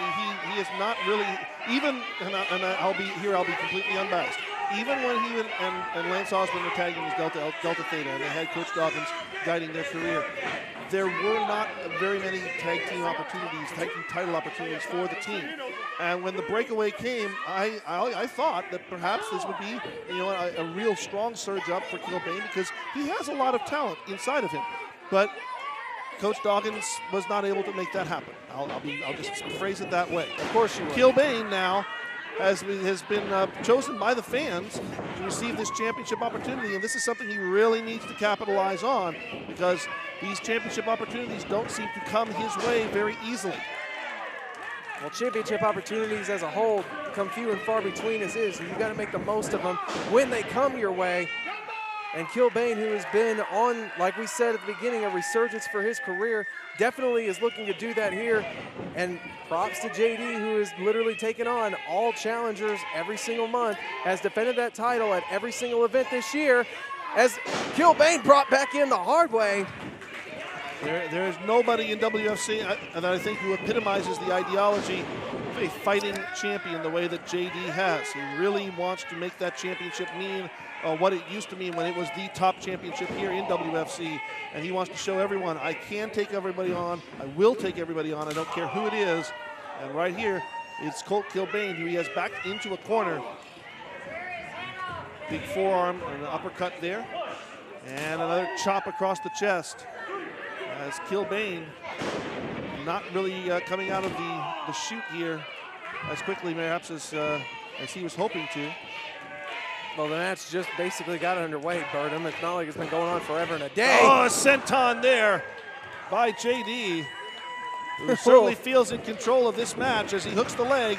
Lateral press and only 2. A little bit of love there to the camera there. JD always loving when that camera's right in his face. Little ode to his past time when he was part of a tag team, a very successful tag team nonetheless. Yeah, and remember last month even when JD was taking on Sam Stackhouse, and there was maybe a re-association, you want to say collusion? I don't know. I mean, I don't think that JD was aware of what happened. That was a slam straight from the state of Alabama here to Oklahoma. And Killbane hooks the leg and is able to get 2 out of that.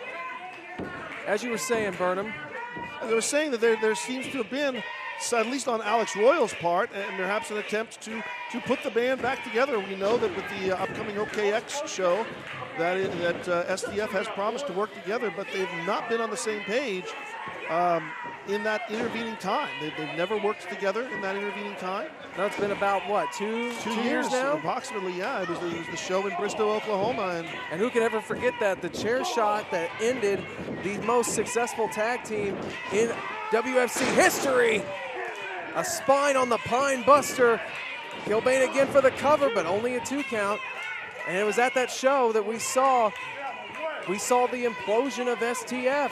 Alex Royal, that's what began his reign as the Showcase. That's true. Yes, the ascension of the Showcase began that night, but the ascension of the Everyday Man also. It was a little slower, but it's come to great fruition here. 2-time Hometown Heroes champion as Killbane wants to bring that championship reign to an end. And he almost does so there with that code breaker, but JD swinging for the fences. And that power in that clothesline upended the Murder Man. The fans here in Locust trying to get behind JD here in what has been a pretty hard-hitting contest between 2 of WFC's finest. Killbane definitely trying to gain the upper hand here because he knows by winning this matchup, he propels himself into a good list of former WFC Hometown Hero champions. And the stunner by JD. Look at that. Killbane, he fell out of the ring.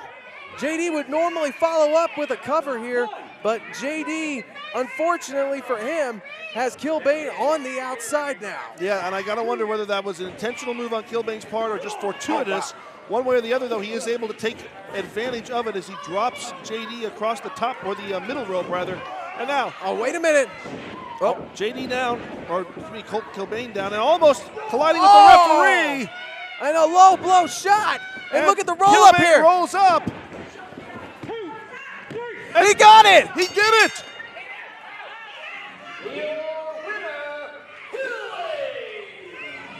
Not just your winner. Was this a championship match?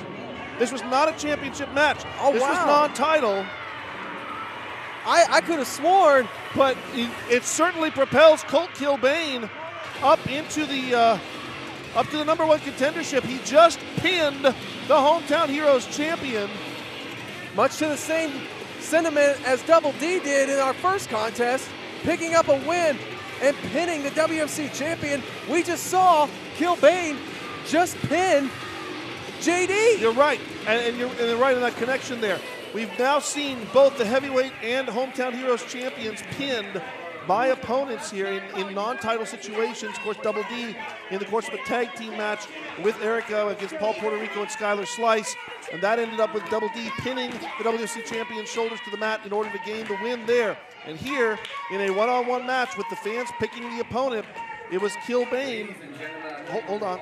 Ladies and gentlemen, I know you're watching right now with anticipation. You're about to see the showcase, baby. Alex Royal hit that curtain, walk down to that ring, but I want to talk to Sam directly. Sam, I know you're watching this, and I want you to pay close attention. You see, this is a giant misunderstanding. Last month, you were caught in the crossfire, and now we have a match, and I just think we can settle this like gentlemen. None of these people out here want to see us fight. Nobody wants to see Sam Stackhouse and Alex Royal in the ring. Let me show you one of the things. Oh my gosh, kissing the foot, terrible. Carrying the bag, my God, I tipped somebody to do that for me. But you want me to have this nasty tap water? Follow me. This right here, this pathetic town of Locust Grove, this is tap water. Alex Royal does not live with tap water. Alex Royal only drinks the finest. That's why I have Voss shipped straight from Norway, baby. I am better than you. I'm better than everybody out there in that crowd, and I'm going to drink this. Why? Because I'm Alex Royal. But what I'm going to do right now is I'm going to pay you off, Sam. Obviously, water's not doing it, so boom. Alex Royal always has his wallet on hand. I'm going to pull this bad boy out. Oh, that's a check. You can't see that one. Let me count this out for you. Look, we're going to count this. We're going to count 20, 40, 60, 80, 1, 20, 40. Do I need to keep going? I don't care, Sam. I will pay you whatever it takes to get you off my back, because Alex Royal and the pre-show, we don't need this. We don't need this town. We don't need any of you. You understand? That's enough. Well, there you see right there, fans. Coming up next is the Alex Royal and Sam Stackhouse. The three stipulations. You know, I remember when I looked at this on Facebook, I knew exactly which one it was that Alex was going to be the most upset about.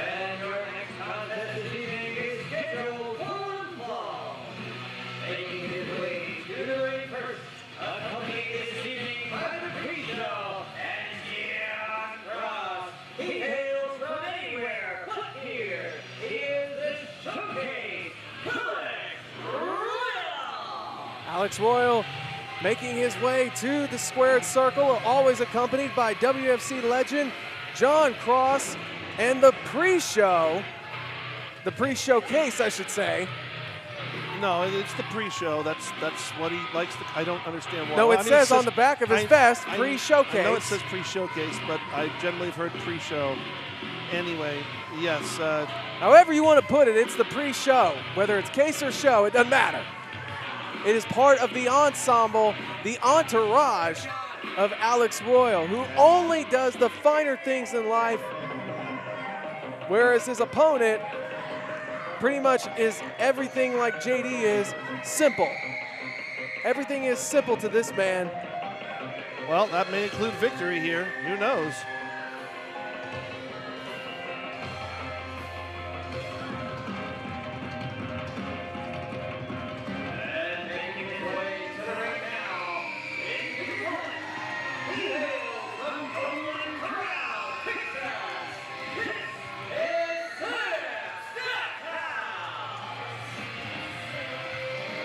The patriarch of the future, Sam Stackhouse, making his way out here to take on Alex Royal.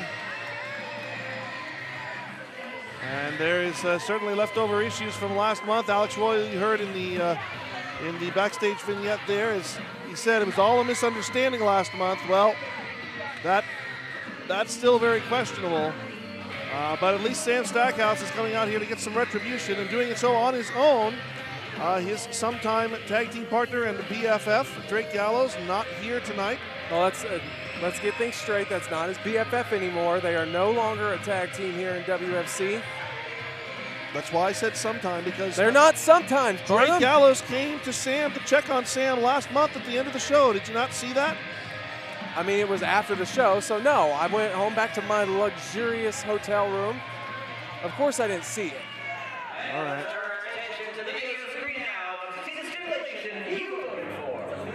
All right, which one's it going to be?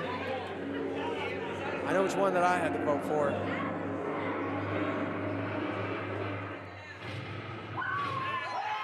All right. right. I have never wanted to see someone win a match as much right now as I want Sam Stackhouse to win this match. There is nothing funny about this, though. There is everything funny about this. No, there's not. And Alex Royal is pouting in the corner. He's not pouting. He is. It's a health concern. Have you seen the water here in Locust Grove? It's absolutely repulsive. There's all kinds of disease infested in that water. I mean, look at these people that are here. They probably don't mind bathing in this stuff because, let's face it, they are just as trash as this water is. Everybody listen. This is an atrocity. They don't want to see us wrestle. No, they don't want to see. They don't want to see any of this. This is. Yeah, you better drink that up while you can, Alex.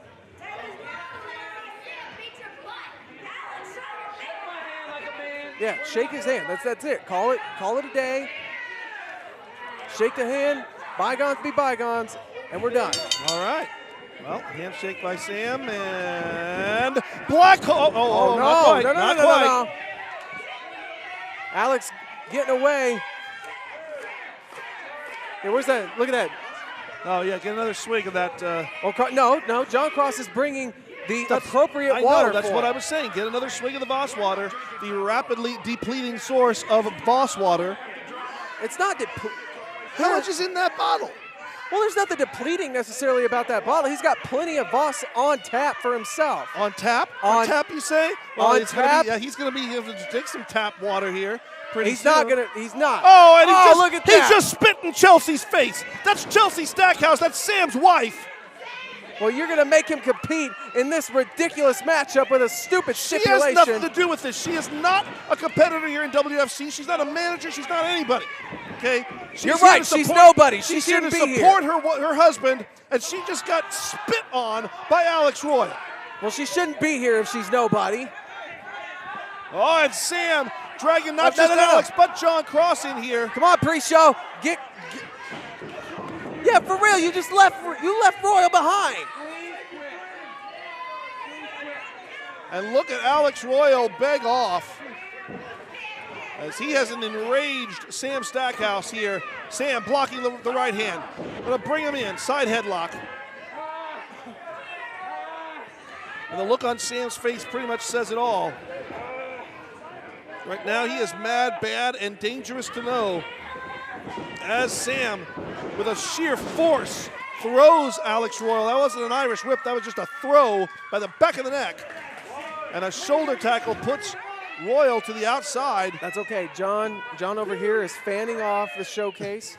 John looks like he's having a conniption. He's not having a conniption. He's helping his friend out. Yeah, drink some more of that Voss water there. Look, I understand you wouldn't know anything about class or sophistication. I know. Water is water, man. I mean, come on. Water is not water. It's been scientifically proven that Voss water is 10 times better than anything that comes out of a faucet. Scientific facts. Go look them up. Who is Voss? Like, Voss is the name of the brand, you idiot. What are you talking about? Water. It comes from the sky. Like, how do you do that? What do you mean? There's no secret rainwater comes from the sky. Making water. There is a specific way that you can create water to be safer, and that is what Voss does for Alex Royal. It's only the best of the best. Well, he got the best of a spin kick there. Royal, come on now. No, not like this. Not like this. Not like that. And so close. Whew, that was close. That was extremely close there. We'd have seen one of the most horrible things to ever take place in a WFC event. Watching Alex Royal drink tap water. I can't even fathom it. I can't even begin to think about it. It sickens me. Big chop by Sam. God, have you tasted the tap water here? I got to taste a little bit of it. There's nothing wrong with it. Oh no, there's plenty wrong with it. I swore I saw some particles swimming in it earlier when I went to go get me a nice glass of water, and unfortunately, I had to just pour it on out because I didn't want to potentially be poisoned by all the stuff that's in this water here. I mean, we are at an elementary school here. Kids don't wash their hands.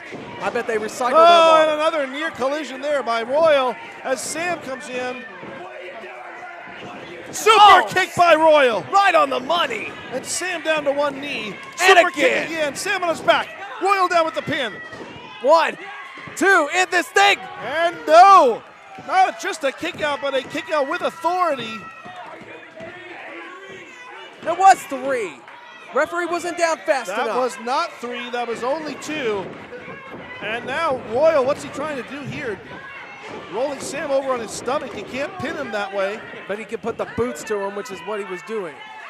And now as he draws the referee's attention, John Cross and the pre-show. And look at the pre-show caress that Boss water bottle like it was like a pet. Again, you wouldn't know anything about class. You wouldn't know anything about health. You definitely don't epitomize what Alex Royal does. So You're right. I'm a nice, considerate, well-mannered human being. I don't epitomize what Alex Royal does. You ever hear the old saying, nice guys finish last? That probably will explain where you're at. And Royal now going to work on the hand and fingers of Sam Stackhouse. Just got the boot right there on the jaw. And now it's just going to be, in my opinion, a matter of time before Sam can no longer compete in this matchup. Alex Royal's in firm control of Sam Stackhouse. Royal, a punch to the side of the head. And another one. Yeah, come on. Where's the support now? I don't hear the fans cheering like they were earlier. Right hand's continuing to be leveling on. Sam going right up here. to the second rope, going to try to get a little more leverage, going for the back of the neck. But Sam, the power of Sam Stackhouse as he comes out of the corner and drives Royal right back in. Alex, it's okay. Come on, you got to regroup here. You got to do something. You got to get out of that corner. Sam, an angry Sam Stackhouse. As he Royal? has dangerous intentions. Oh, Oh, wow! Oh my! The strength of Alex Royal leveraging off Sam Stackhouse into a cannonball. Sam's out. Royal may have given himself a hernia by doing that, but you're right, Sam upended and upside down, and now John Cross making his way into the ring. One stomp to the outside, and now going blatantly with the choke. And the referee right there. Come on, referee. You can't ignore this. What is he? John didn't do anything. Didn't do anything. It was right there. No, he was trying to wake Sam up to continue this matchup. He's out.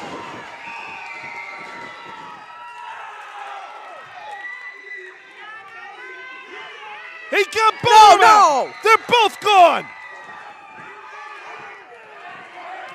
This is ridiculous. You're right. What John Cross? John Cross going after Alex or after the pre-show. Well, the And fact now, that and now Alex Royal beating up or not beating up, but firmly. Oh, Hey! Jesse Beeler! Jesse Beeler knocking Alex Royal on his posterior. you can't put your hands on a competitor. You're a referee. Well, then you tell that competitor to keep his hands off the referee. He said, "Come on in here, Black Hole Sam." Sam hooks the leg. No, One, no, two, no! 3. Yes, yes. As somebody get a big jug of that tap water No, this for can't- Alex Royal to drink. No, this can't happen. Oh, it's gonna happen. No, it cannot. It's gonna happen. It can't Just you happen. watch. Just you watch. No, I can't even sit for this. If this actually happens, I got to do something about that. I cannot There allow is nothing for you to do. Your job is to sit right there and call the action you see on the monitor, whether you like it or not, and you're about to see Alex Royal do something that he absolutely What hates. in the world? Oh. Okay, is that really what? like, that doesn't look like. That's that disgusting Locust Grove tap water I was talking about. That's disgusting. That's not the tap water I was drinking earlier. But okay. No, this won't happen. This is not going to happen. Well, Alex Royal trying to roll to the outside Tuck, to make sure it Tuck, doesn't. go get that. Go get that. You need to go get it right now because he cannot drink that.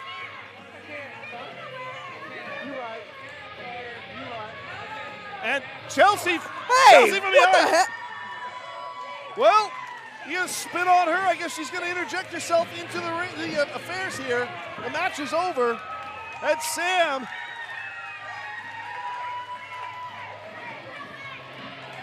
Look at there he goes! Alex Royal. Oh, no,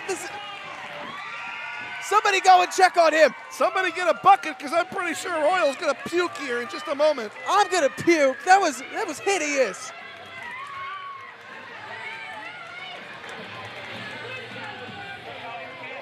Yeah, it's disgusting.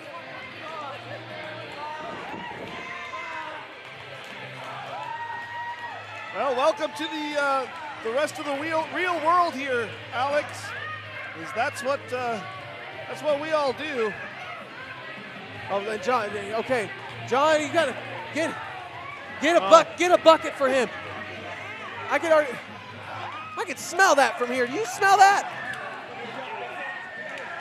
I'm sorry, I'm watching John Cross cradle Alex Royal. It's not cradling. Yeah, Get it out. Get it out.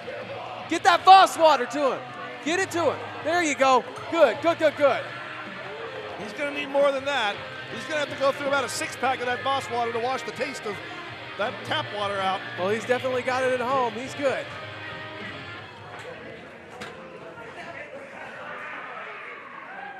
I think I'm going to be sick right now. That was disgusting. Did you see that? I did, and I will say that, like I said, that is not what the tap water looked like when I was drinking it backstage. Mine was clear, but maybe I just had a lucky tap. I don't know, man.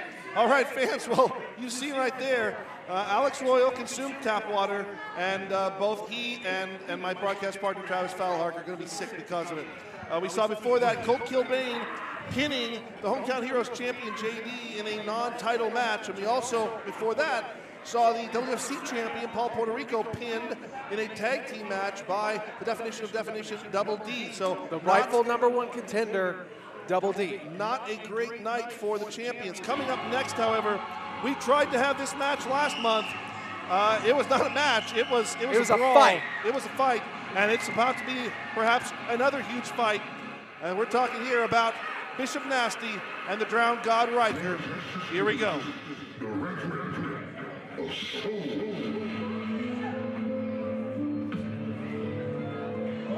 and gentlemen, your next contest is scheduled for one fall. Making his way to the ring first.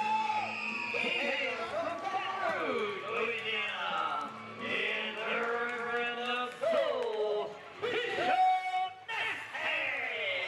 Nasty. Bishop Nasty, ever since January, when Riker turned his back on Bishop Nasty and cost them the WFC Tag Team Championship, Bishop Nasty has wanted retribution for that act, but for quite a long time, he didn't want to do it physically. He felt there was still possibility to revitalize Riker, to bring Riker. He felt there was good in Riker somewhere. Well, I think he learned last month, if there was any hope, if there was any humanity left in Riker, it's gone now.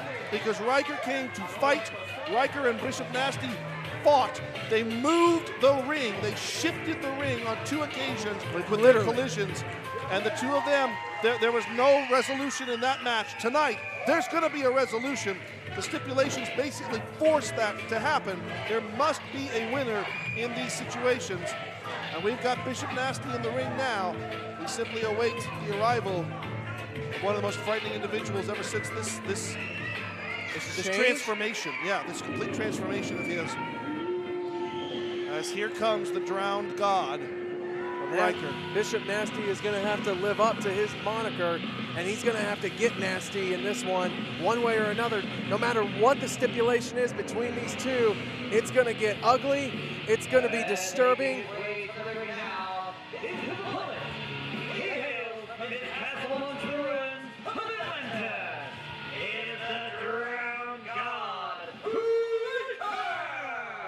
A man who has had a radical shift from being one of the most popular and fan favorites here in WFC to being a merciless, relentless drowned god. I'm talking about the mammoth known as Riker. And you're right, he was absolutely one of the most popular superstars here in WFC, but there's nothing of that man left. This man is, there's so little. No emotion except hate. Right. The look of contempt on his face, not just for his opponent, but really for just everything. Looking around here, everything. He hates all of it. It all is beneath him, and all he wants to do is destroy every single thing. You see right here, he's telling Tuck to show him, give him the results so that he can get to work. What it is, and Tuck, I recommend you get that up there as quick as you can before you get hurt.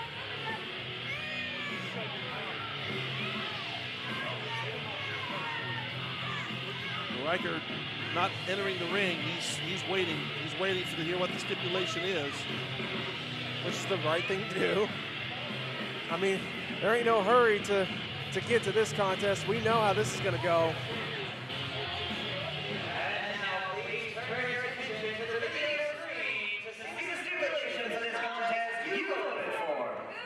All right, fans, what's it going to be? Falls count anywhere, last man standing, or a completely unsanctioned match? Doesn't matter. This is just going to be brutal either way. Last man standing. Wow. Oh, wait a minute, look at Nasty! Well, before Tuck Heavy can get the explanation of the rules out of the way, Miss Bishop Nasty over the top rope. Okay, fans, a last man standing match. You have to incapacitate your opponent. Oh, wait a minute, wait a minute! I almost thought the ring shifted again there. You have to incapacitate your opponent to the point where he cannot answer a 10 count. But you have to do it in the ring. And as we saw last month, these two men, this ring, they don't like to stay inside of it. They're going to battle all the way outside. And all of this, again, completely legal. There's no countouts. There's no disqualifications. Right, there's no... I'm sorry, Burnham. This does not have to end necessarily in the ring, and I don't think it can, nor will it, because these two men despise each other now. Riker was the one who fired the first shot with the clothesline that cost them the WFC Tag Team titles, and now Nasty thought that he could reach Riker somehow, as you mentioned earlier. There's nothing there. There's nothing there except contempt for one another. Yeah, absolute hatred between these two as Riker forcing Nasty to his knees. I'm going to try to Irish whip him. Nasty up onto the ring apron. Nasty ducks the chop, and Nasty. Oh, wow. Nasty with what Iceman King Parsons used to call the butt. Used to be more so called a booty call there, but I don't know if booty call it goes right into the sermon there. Yeah, I'm not sure that's something that Bishop Nasty would consider appropriate anymore. All right, Nasty now. Making his way up to the top rope. And Riker there to intercept. Big forearm shot. And Riker going to bring Nasty in the hard way, or wants to do so. Nasty trying to fight it off. Kick by Nasty. Off the second rope, leapfrog underneath the drowned god, and a spin around, those slaps. And Nasty is a southpaw, and a huge clothesline. Puts Riker over, but he lands on his feet. He did land. And now Nasty right over the top. Going over the top, and Riker intercepts him. He was able to block it there. Oh, no, a choke slam onto the apron of the ring. And now Nasty down. Okay, and you're right. I stand corrected. This match, the 10 count can be applied anywhere. It doesn't matter if it's in, out. The whole point of this match is to incapacitate your opponent to the point where he cannot reach his feet for the count of 10. That's all you have to do. And it sounds simpler said, but I promise you that it's going to take violent actions to keep either one of these men down. All right, referee got up to 8 before Nasty got back on his feet. But meanwhile, Riker searching. Oh, good Lord! Searching for a weapon, found one of the cookie sheets that probably was put underneath there by Richie Adams earlier for that street fight. Yeah, you gotta have some baked goods for coming from all the way from London, but he definitely ain't looking to do any baking here as Riker. He's just supposed to put a well-done beating on Bishop Nasty. And Riker now showing one of the WFC faithful up close and personal, and you heard him say, this is all your fault. You're the reason I'm doing this. And Nasty, who I can tell you, Nasty, you can see him clutching his eyes, fans. Nasty is suffering from an ulcer in his eye. It is diminishing the sight in his right eye. He walked into this match incapacitated to begin with. Oh, and now look at what Riker's got a street sign. He's going to take him down Baylor Drive, apparently. Apparently so. Well, you know, it's sure he's not taking him to Baylor University. Oh, no, absolutely not. I know that's where Bishop Nasty would like to go right now. Oh, and right across the back.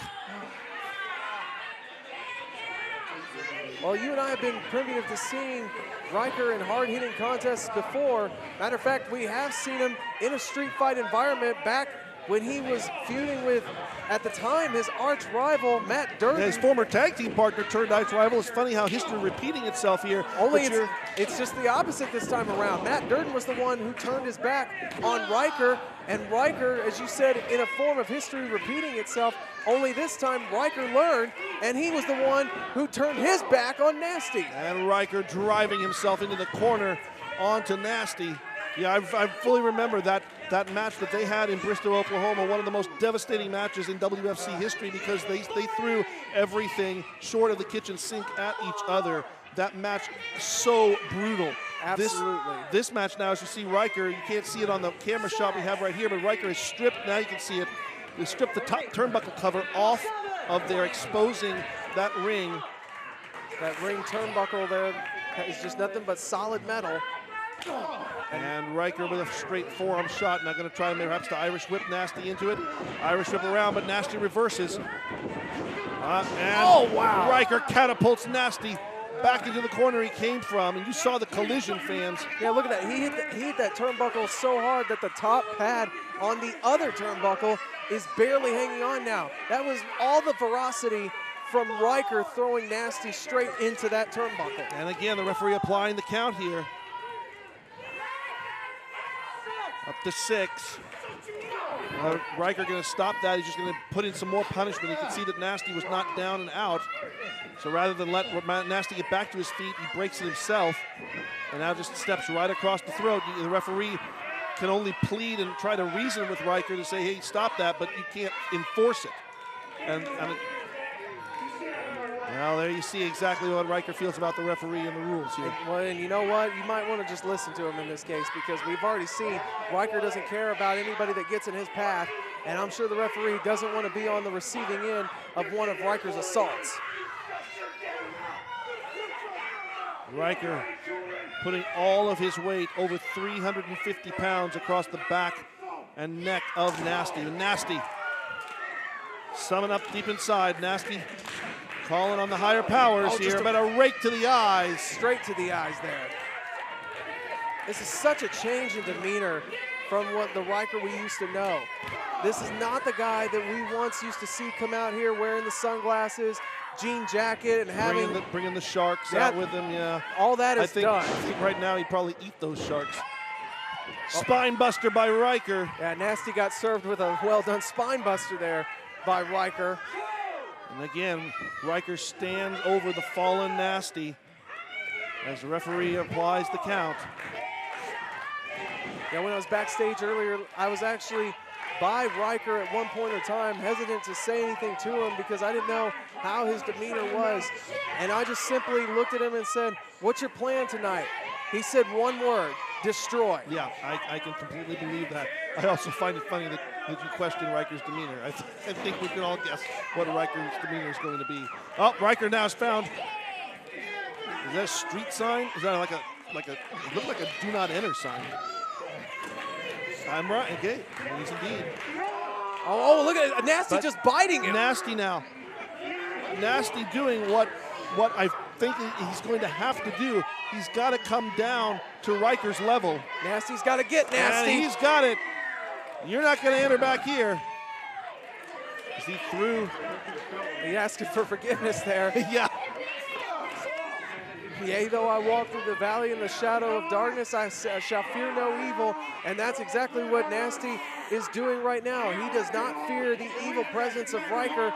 He is in firm control at this moment. Just a simple foot to the side of the face. Nasty summoning that old Creole soul that we once knew him by. And Nasty now. Those straight left hands to the side of the head. Repeated shots there. Riker, for the first time, I think, in this contest, is showing some wear on him.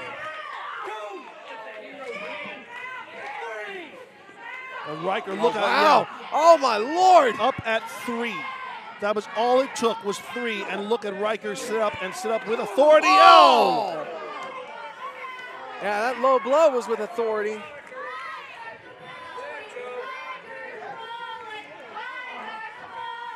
Riker now shoving Nasty back into the ring.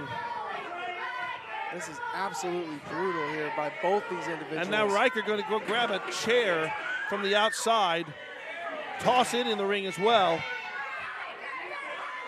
Nothing's off limits here. Telling one of the WFC faithful to stand up. Come on, I mean, she paid front row ticket prices for that, and now she doesn't have a chair to sit on. Well, you know, I mean, that's what did you expect to happen when you come to this event? Yeah. You have a match of this magnitude.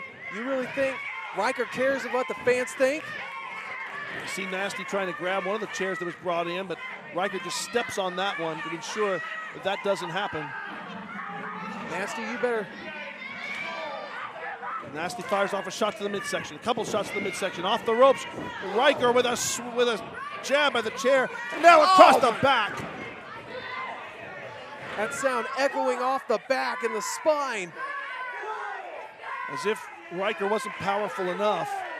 The added presence of the steel chair makes it all the more devastating.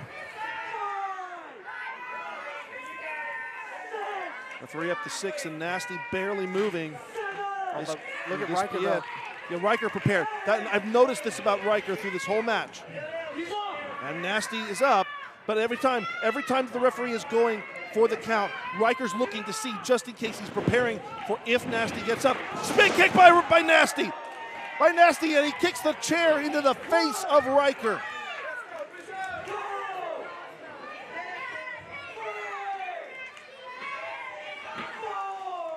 Oh, but my again, Lord! Riker just sits right up. He's got the 4 that time. What is Nasty going to have to do to keep this man down? Well, he's going to do exactly what his name should stand for, but look at this. Swinging, it's like Riker doesn't even feel it. No, this is what I'm talking about. No! Oh, good Lord! He felt that! He felt that! That's a straight shot to the head, knocking Riker down. Riker may be out. He actually may have just done this. I'm going to top. Referee up to 5, and Riker again. Somehow. Sitting up. I don't. Riker throws a chair. Wow. As Nasty trying to go to the top rope. Riker threw the chair. It impacted on the top of Nasty's head. Nasty tried to block that, but I don't think he was able to really do anything. When he threw that chair, it just bounced, like you said, off the skull. And Riker now. Oh, no way. Looking to set for a superplex. No way. This is ring rattling! Oh! And even the referee knocked out of position there. And now both men down in the middle of the ring. Referee is admonishing the account for both men now. And this could be as simplistic as one of them getting back to their feet while the other one doesn't.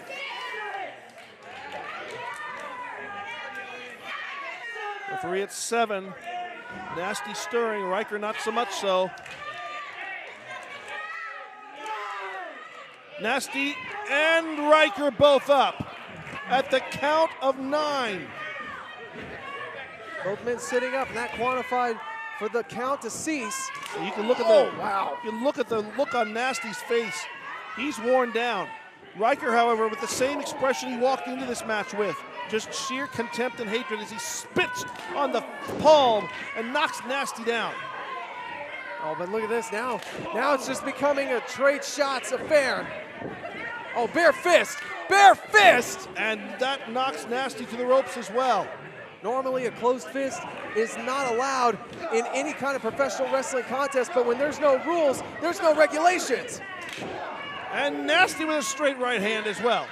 Nasty off the ropes, Riker right behind him. Riker with that thunderous lariat! The same thing that started this whole thing to begin with was a lariat that took the head off of Nasty, and that could very well be the same maneuver that puts it to rest here tonight. Now Riker back to his knees at 4. Nasty beginning to stir. Riker's grabbed the chair, setting it up. This does not look good for what Riker has in mind. And Riker again with the chair to the back. Brutal shot. As he positions that chair as well. This does not look good for whatever Riker has in mind. He's putting together a contraption here of sorts. Maneuvering these chairs, and he has the do not enter. He is positioned, they put the do not enter sign between to bridge the gap between the 2 chairs. No way, you don't think. I feel like I know what's about to come here. Well, when I was talking to that Riker for that brief moment, he mentioned one other thing, is that he will end this in one fashion. He has one thing in mind. See, look at him, he was driving his thumbs in the eyes. Yes, indeed. And we know what this used to be. Yes, as a matter of fact, this is what he was telling me, is he's gonna put this to bed right now. And he's called this now, who used to be known as Who's Your Daddy? That is now the OYM, Obey Your Master. Nasty sent straight through. You can see the remnants of the chair on the right hand here. It's all bent. What's going on here? Why? What? I don't know. I don't know what happened there. Well, referee continuing the count. Nasty just. And Nasty still somehow able to get back. Oh no! Riker collided with that metal. He took the metal and oh my God, Nasty! He just picked up Riker and threw him, and Riker collapsed right on top of that do not enter sign. I think the side of his head may have collided with that sign from the belly to belly. And Nasty, as Riker sits up, gets an elbow up on 5. Nasty, not gonna wait, goes to the top rope. Wait a minute, what is this? Frog splash Oh, my off the Lord. top. Riker had sat up, and Nasty still, he went for the frog splash, and he connected with all of it.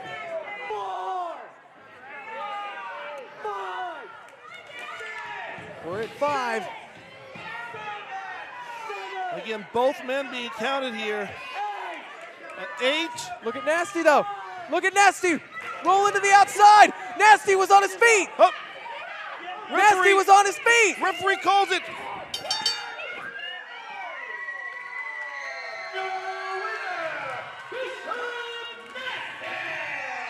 It's a brilliant move by Bishop Nasty as he rolled to the outside to get back on his feet. He didn't have the energy to pick himself up, to drag himself up by the ropes in the time that was left. But if he rolled to the outside and stood up, it counts. And Bishop Nasty with the win. Bishop Nasty finally gaining retribution over Riker. A brutal contest, which we expected nothing less. Yeah, both of these men have probably shaved several years off their career just in this match alone. And Nasty came in not at 100% on top of that, somehow managing to have the wherewithal to roll to the outside to get onto his feet just in the nick of time. Nasty moving over to greet members of the WFC faithful as Riker having to be assisted up by referee. Fans, what a brutal match here. But finally, the issues between between Bishop Nasty and the Drowned God Riker, I believe, have been resolved. Riker, we know the Riker's had a history of back issues in the past here. Riker having to be assisted to the back here by the referee. The fact he's even allowing the referee to assist him. Yeah, shows you just how much pain. Oh, come on! Or maybe I spoke too soon. And Riker shoving referee Sol Yang out and grabbing that mask and out. Oh yeah, you get the back, ref. Yeah, I wouldn't be anywhere around Riker, especially right now. All right, fans. Well, what an amazing first half of the show. We've still got more matches to come, including that main event with Luke Langley and Aaron Anders. Loser leaves WFC with an additional stipulation on top that the fans voted on. That and more still to come. After we take this intermission, we'll be back with more action.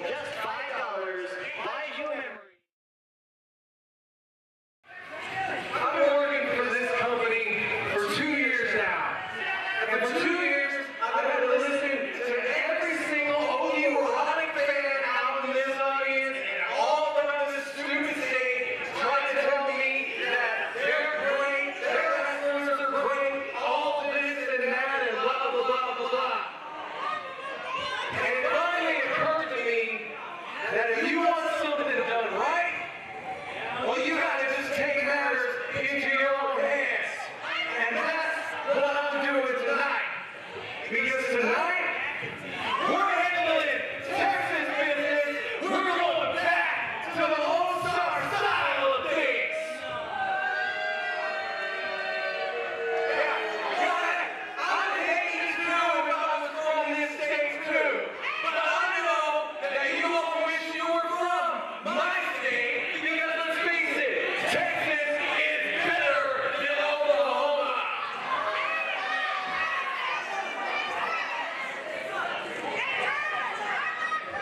To make my point, I have brought back to WFC a great commodity.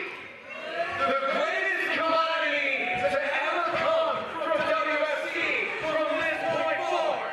Ladies and gentlemen, he is the former Longhorn Outlaw. Now he is the Lone Star of the Lone Star State.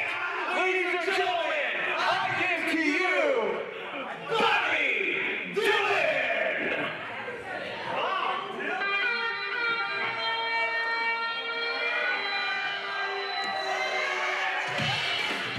Well, ladies and gentlemen, That's the floor right there. Ladies and gentlemen, do not adjust your sets. Travis Fowlark in the ring. And the return of the man who once was known as the Longhorn Outlaw, 1/3 of Lone Star Inc., now unmasked and revealed as Bobby Dillon.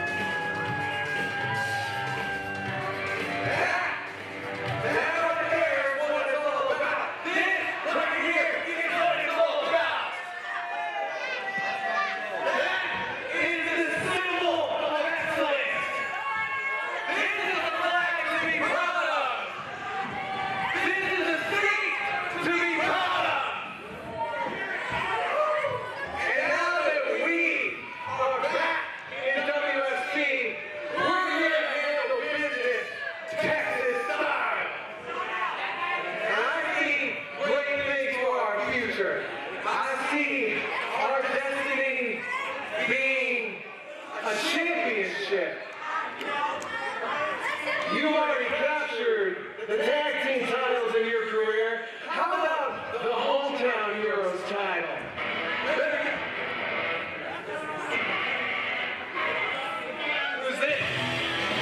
Oh, boy. Okay, well, fans,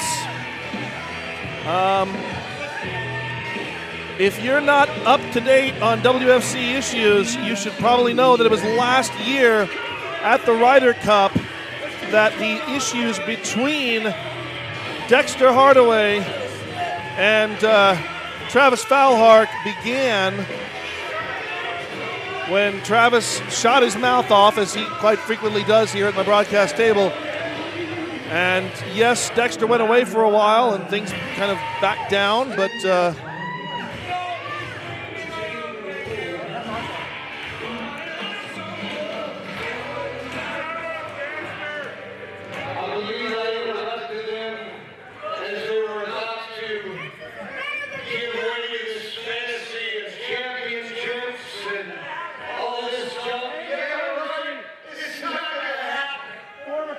champion. No fantasy. You're talking about Texas. I've been to Texas a lot recently. I should know. Yeah. Let me tell you something. You sit down there and run your mouth continuously. I just came back weeks ago for the first time in 6 months. I haven't heard the footage, but I'm assuming you ran your mouth about me like you usually do.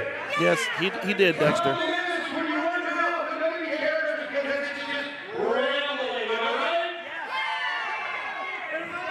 So, Oklahoma's always on top. You saw what that says right there. You saw that. This is Fandetta. Yeah. It's a fight for Momma. These people are in charge. I can see it, Lee. I can see it. If I'm going to prepare for a match,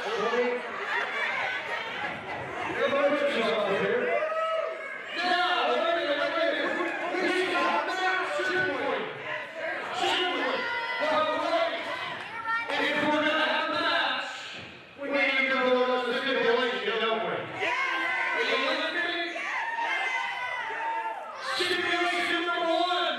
Do I punch him?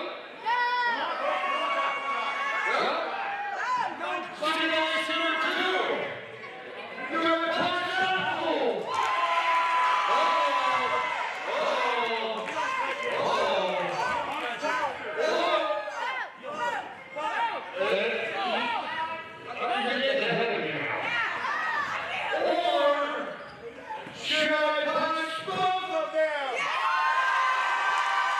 Well, I think the fans have spoken. Oh, look out, Dexter!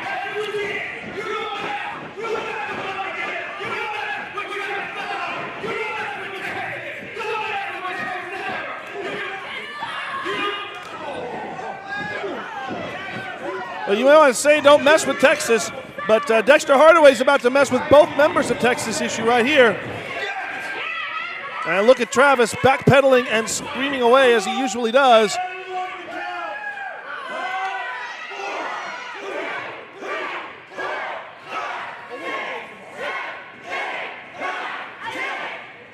Ten shots to the dome there by Dexter Hardaway, who is not done here with Bobby Dillon. Gonna put Dillon away with the Tamikaze. But up, Dillon to the outside. 1, 2, 3, 4, 5, 6, 7, 8, 9, 10, 11. Ring it out. Ring it out. Let me beat you. I think you just play my music to get out of here, right? Hey guys, do you want to play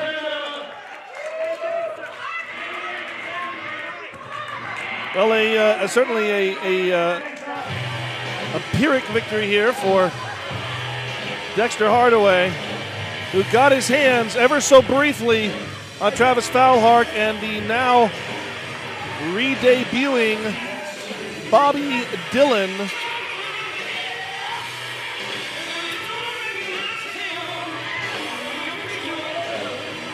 And I have a sneaky suspicion that things are not over between these two.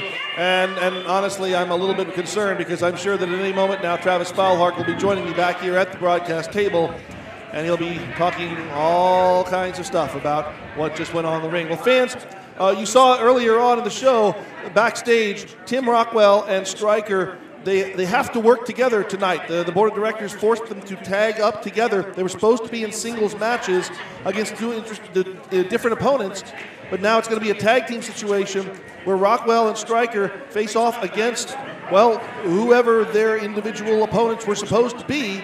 And we don't know who that is. That's going to be coming up next. But Tim Rockwell won't have Shirley because Striker gave Shirley the night off. You give a crowbar a night off. I didn't realize they were on the payroll. Fans, that is coming up next year. And then we've got our big main event. Luke Langley, Aaron Anders, loser leaves WFC. But additionally, what stipulation is going to be? Is it going to be no ropes? Is it going to be I quit? Or is it going to be a ladder match? All three of those, again, the fans voted on those online. We'll reveal the decision of that coming up soon. But up here next, Striker and Rockwell, can they get along? And who are they facing? Those questions to be answered in our next match here, coming up next. Fans, we also want to make sure that you know that we, never mind, here's Travis. Well, Travis. Where's my seat? I didn't take your seat and I don't know. Oh, okay, hold on. You're going to steal my seat. Thanks. Sorry, Tuck. I didn't want that to happen.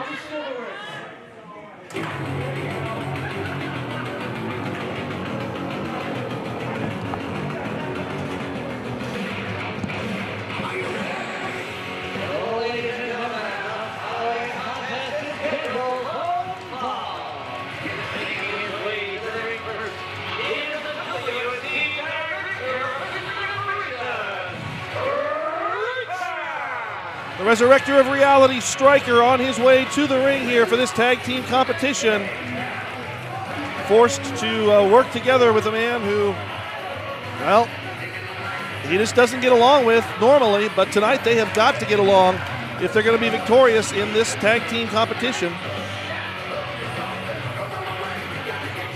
What was that all about, Travis? Why were you... What do you mean, what is that all about? Why were you even... Are you deaf? No, I'm not deaf. I just don't understand why you would bother to... You have a perfectly good job here at the broadcast table. Why are you now all of a sudden interested in becoming a manager? And of Bobby Dillon?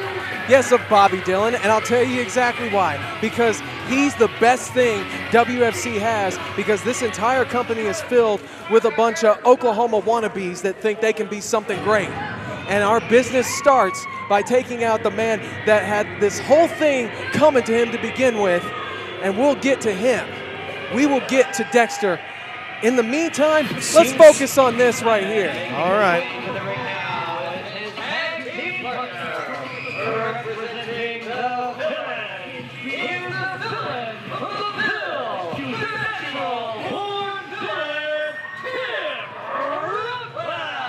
Tim Rockwell, the leader of the Villains and the president of WFC, a man who is, for the majority of the most recent couple of years here in WFC, been one of, if not the most despised individuals. But tonight, I got to think it's probably going to be a little bit different because we are, after all, fighting for Tim's mom.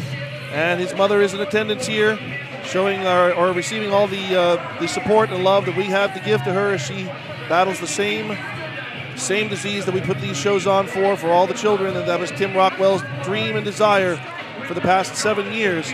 Tonight, though, he enters the most personal fight of his entire career, as you see right there,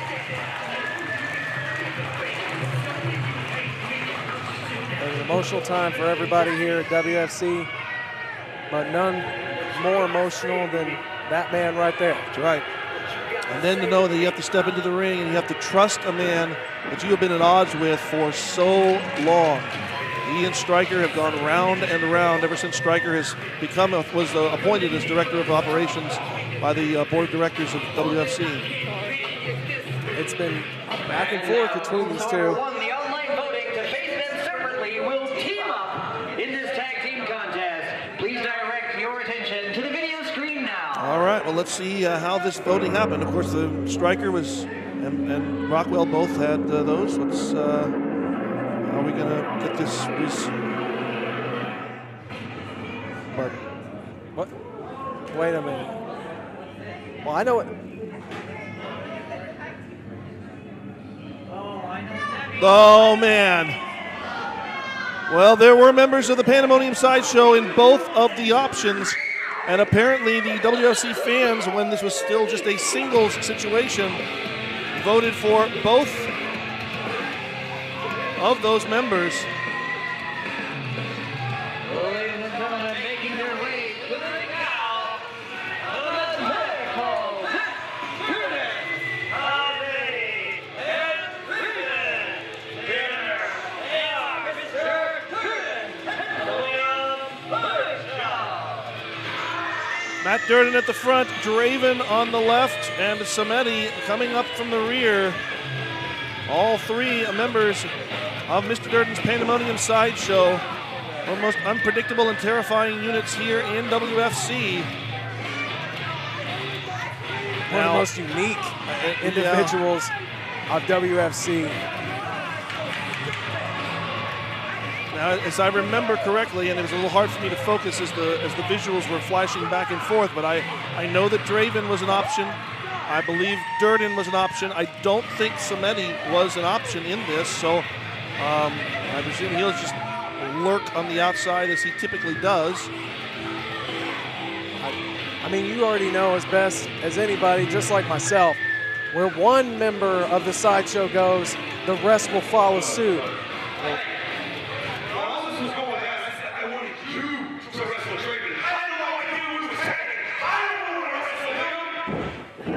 I wouldn't either, for that matter.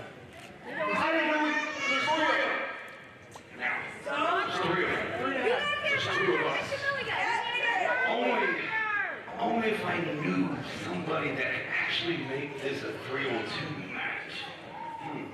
Get the real.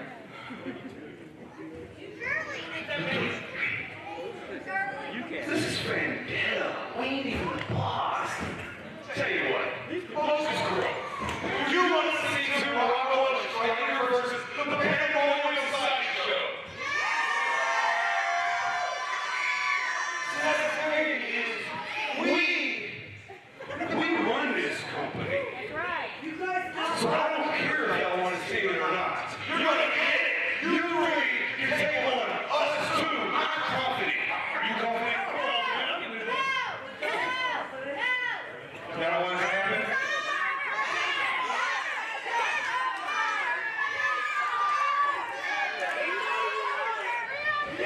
So you guys just want me and Striker to leave and just. I mean, we need somebody to wrestle tonight.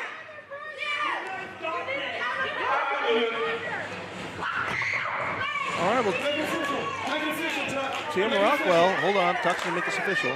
Ladies and gentlemen, this contest is a tag team match. Introducing first, the team of Riker and the natural born villain, Tim Rockwell. And introducing now their opponents, they are the team of the medical Durden, Langley, and Richie. Together, they are Mr. Durden and the William Sideshow. And this contest is scheduled for one fall. All right, 2-on-3 handicap tag team match here as Striker and Rockwell facing the combined might of the entire Pandemonium Sideshow. Right now, they're just arguing who's going to start. Yeah. I mean, I'm not really that surprised, though, considering No, really, the history yeah, here. as I alluded to earlier, these two can't get along behind the scenes, much less put them in the ring together. I mean, it was just, 2 months ago that they both chose their teams of 5 to determine who was the dominant force here in WFC, and it was Tim Rockwell's team that came out superior in that elimination match, and now... I guess the hopeful thing is that since they are teaming up, at least Striker will be paired up with a winner. Since Tim won last time, he ain't got to worry about losing this time around. Well, I mean, right now, Rockwell facing off with Draven. Do you really think that Rockwell can take Draven? And Rockwell doesn't seem to think so as he makes the tag. And here comes Striker. Well, that's probably the smart thing to do. You got to keep the founder and the owner away from as much action as possible. He still has his owner obligations to take care of. And even Stryker in a little bit of disbelief here. That's true. He's having a very emotional time. Needs a little bit of a time to himself, you know.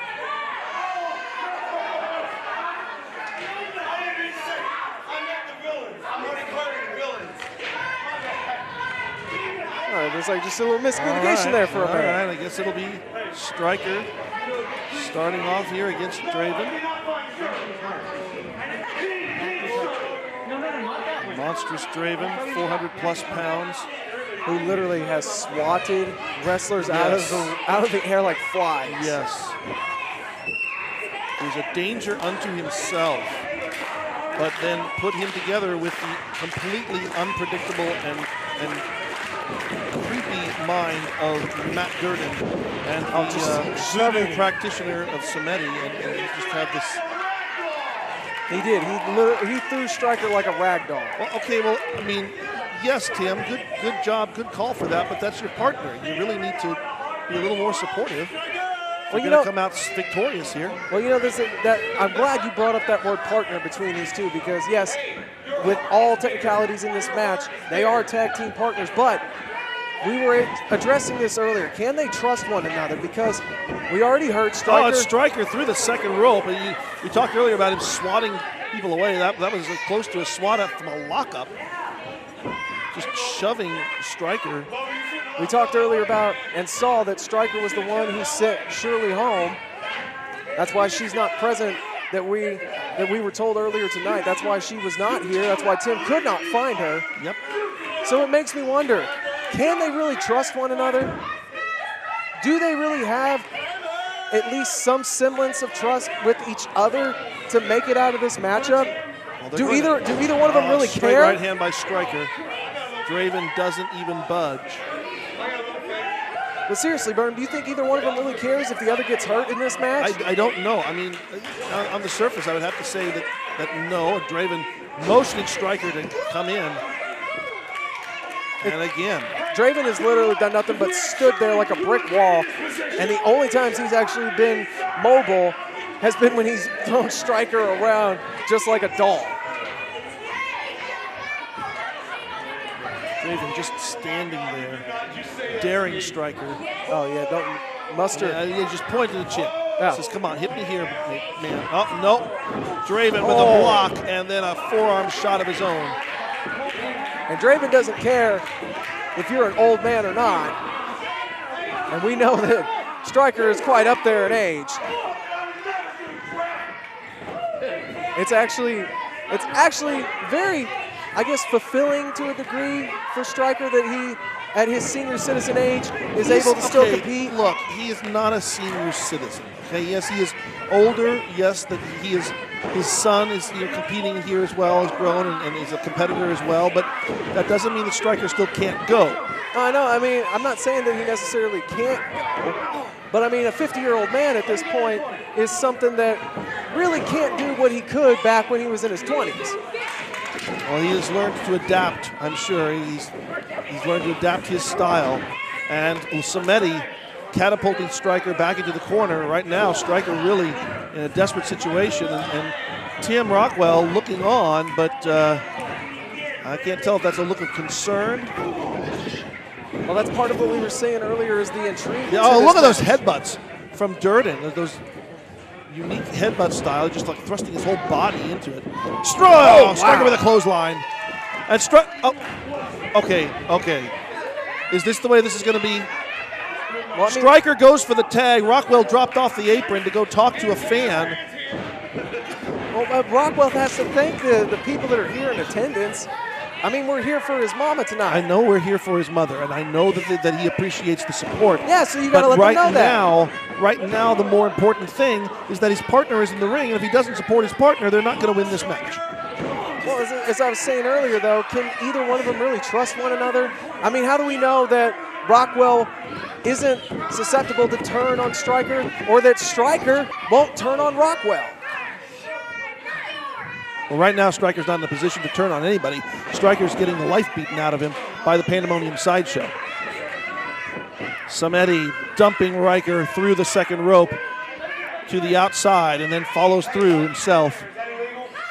Tim doing the right thing and staying out of this matchup for the moment And between the two. Riker thrown into that corner post.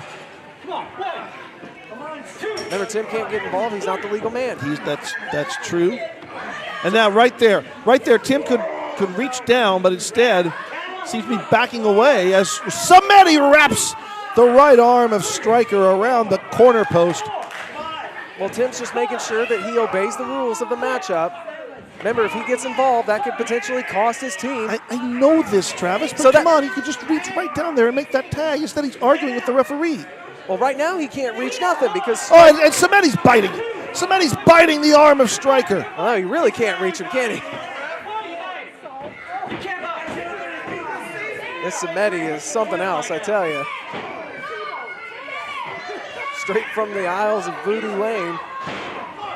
Cementi will continue to work over that arm of Stryker, now dragging Stryker back to the corner. Makes the tag. Here comes Durden. Sideshow is just showing great tag team continuity in this match. The Sideshow definitely unified, something that Stryker and Tim Rockwell are not at this point. And Draven from behind. Which, you know, it wouldn't surprise me if Stryker tries to do this match all on his own anyway. You know, I know he's a glory Stryker now out of the corner. Stryker, come on! Come on! Oh, he fell out of the ring. But again, Rockwell drops off the ring apron to go look at this fan's sign. Well, he had to make sure that the sign wasn't inappropriate. This is a kid's show, after all. There are some families here. Got to make sure it stays within that boundary. And now the tag made. Now the tag made, and Rockwell has to come in. Yeah, just like he's supposed to. And look out from behind. Durden attacking Rockwell. And now Rockwell is the legal man, so you could stop your whining and complaining I'm now. not whining and complaining. You were whining and complaining. Throwing a temper tantrum like a little baby. Durden now going to work on Tim Rockwell. It's up to 4. He broke up to the 4-5, staying within the boundaries of the matchup, but now Tim back to his feet here. Tim gonna fire back here. Tim matching Durden blow for blow. Hard, stiff shot there by Durden to the forehead, or the side of the head, I should say, of Tim Rockwell. Rockwell now shot off to the ropes, and Rockwell to the outside. Very smart. He was in the wrong side of the ring. He was over in the Sideshow's corner and their side of the ring, so he just got himself out. You may have taken Shirley, but you didn't take Laverne. Oh! So when Shirley's gone, you've always got the backup best friend known as Laverne. Well, Shamil Shamal. Haagen-Dazs Incorporated. Yeah, and and Draven taking Laverne and casting it to the corner. Better be careful, there's going to be some jealousy there later on. Well, we'll let the crowbars figure that out. As Rockwell backs Durden into the corner. And now a tag. Tells Stryker, you get him. Yeah, well, you know what? He had Durden down. Yeah. Well, now Stryker proving his worth now. Stryker now going to move in. Stepping back. Looked like tried to break the eyes there, but Stryker was able to evade it. Stryker, the wily veteran, knows all the ins and outs. I mean, he's been doing this for seemingly ever in a decade. Oh, but he wasn't prepared for that. Draven with a straight knee shot to the lower back. And Durden makes the tag. Here comes Cementi back in. So I've always wanted to ask you, who do you think's the weirder of the three? I really am not certain that it's possible to. You sure? I always thought Cementi was kind of creepy. I mean, look at it. Kind of creepy. He's creepy, yes, but I don't know if he's the weirdest of the three. You think you think one of them's actually weirder? Like, how do we grade this scale? I don't know. You're the one who brought up the question. I figured you'd have these answers. I just gave you mine. You're refusing to answer. I don't know that I can pick. Oh, so you're just playing politician here and just not giving a straight answer. Well done. Well done there. Great broadcast. Now all the members of the Sideshow coming in. Come on, referee, get control of this. There's Draven motioning for them to catapult Striker into him. No. Instead, they're going to whip Draven. Oh, Draven over the top. Well, Draven just took a tumble. Draven over the top and to the floor. And now we have a 2-on-2 situation. Yeah, we still got 4 men here. What's going on here? Referee Jesse Beeler just delivered a note to Tim Rockwell. That's probably some important WFC business. What? Well, remember, the board of directors said that these two must work together. Okay, well, maybe that was some sort of communication from them. There's the tag. Here comes Rockwell back in. And he said it. Yep, got to work together. All right. Well, I guess Rockwell not happy with this, but recognizes it must be done. I mean, the guy has had his own issues with Striker for months, and you expect them to just put everything aside and start working as a cohesive unit. Well, you and I managed to work together every month here, and I know we don't get along. Well, I mean, I put up with you because, I mean, I can't let everything go to hell in a handbasket with you on a headset. That's why I had to come back to commentary for the short amount of time you were by yourself. And Rockwell obliterating both members of the Sideshow that are in the ring, and now all three are the outside, and now Striker dropping down. Oh, but look at this. Durden with his cane. Striker has Laverne. And Striker. Oh, wow. Ahead. Referee back in.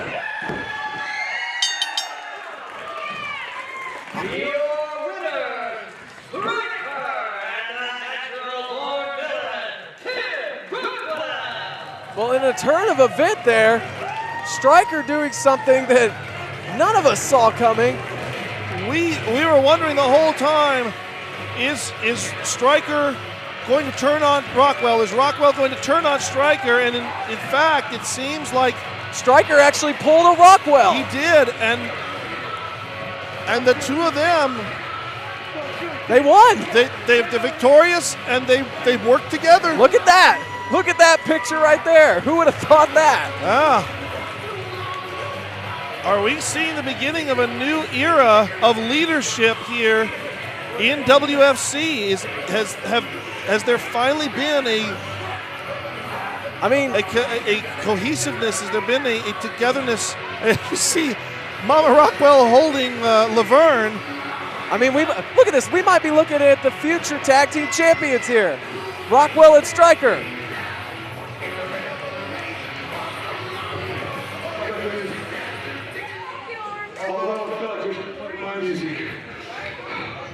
It's okay. For the original villain herself has Laverne in her hands, ladies and gentlemen. You gotta know Striker. That felt pretty good, right? It felt pretty good to put that old skeleton and just put him out. You know, it felt good. And not only did it feel good, we fought for Momma Rockwell tonight. We fought for Momma Rockwell. You even said we.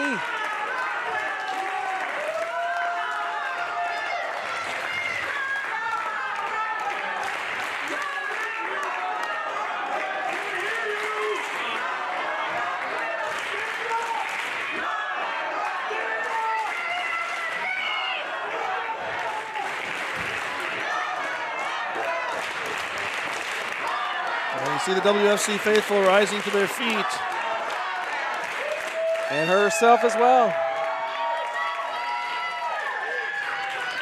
15 years as a pro wrestler, I've never been checked that well.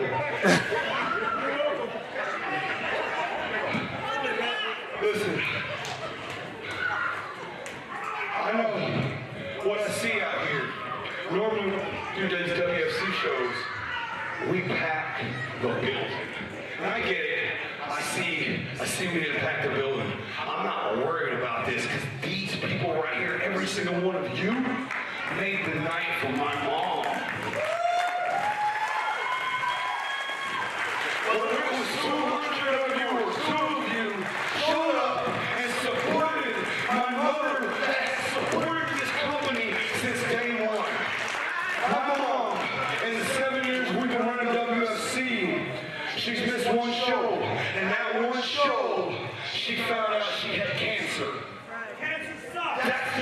she missed. And that's the night that all 5 of her kids' life changed. For 7 years, I stayed next to these kids, whether I was a good guy or I was a bad guy. I stood next to them. Give me a microphone that works. I stood next to them, and I fought next to them. And I imagined that I couldn't imagine what these parents were going through. Never did I ever think that I would be standing in this ring asking people to support my mother who was fighting lung cancer. I don't know the name of it because I don't know none of the names of cancer. I just know it's cancer. And I know it sucks.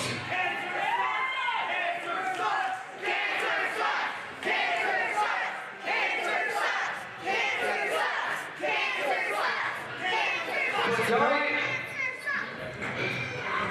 from the bottom of the deepest black heart that I have, the natural born villain, Tim Rockwell, the president, the man that made WFC. Thank you, thank you, thank you, thank you.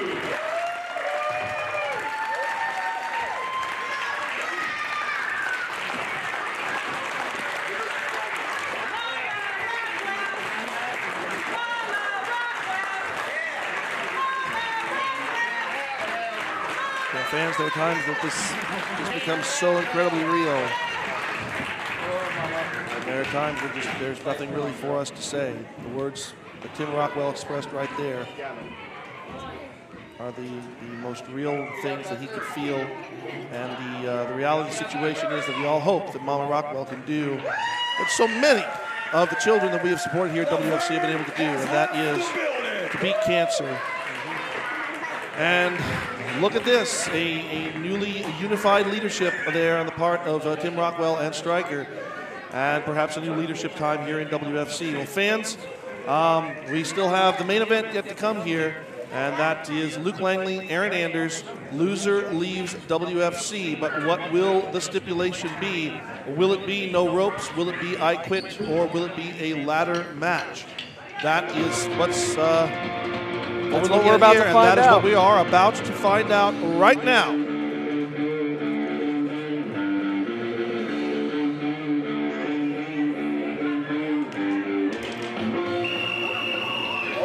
and gentlemen, the following contest is your main event. Bleeding is scheduled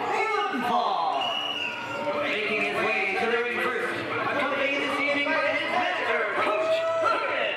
He is in his seasonal residence at Lisa Turtles Beach House in Bayside, California. Is Look at that, Coach Doggins showing some chivalry of his own right there. Coach Doggins could barely make it down the steps. Were you any better? Yes. waiting for this stipulation. Take him off. Take him off. I don't want any of them. I've changed my mind. You're not all of them. You don't get to... No, I mean, take one of them off. Wait, we need to talk about this. Take one of them off. All right, what's her face? What is he talking about? And why... Well, he said take the ropes off. That's one of the stipulations. Yeah, but we don't know that that's the step. What? Somebody please shut him up.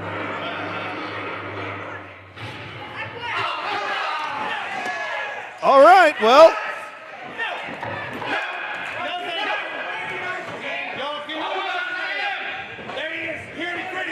I got you, Luke Langley. I got you. Getting back for that job in Guam. I'm getting you.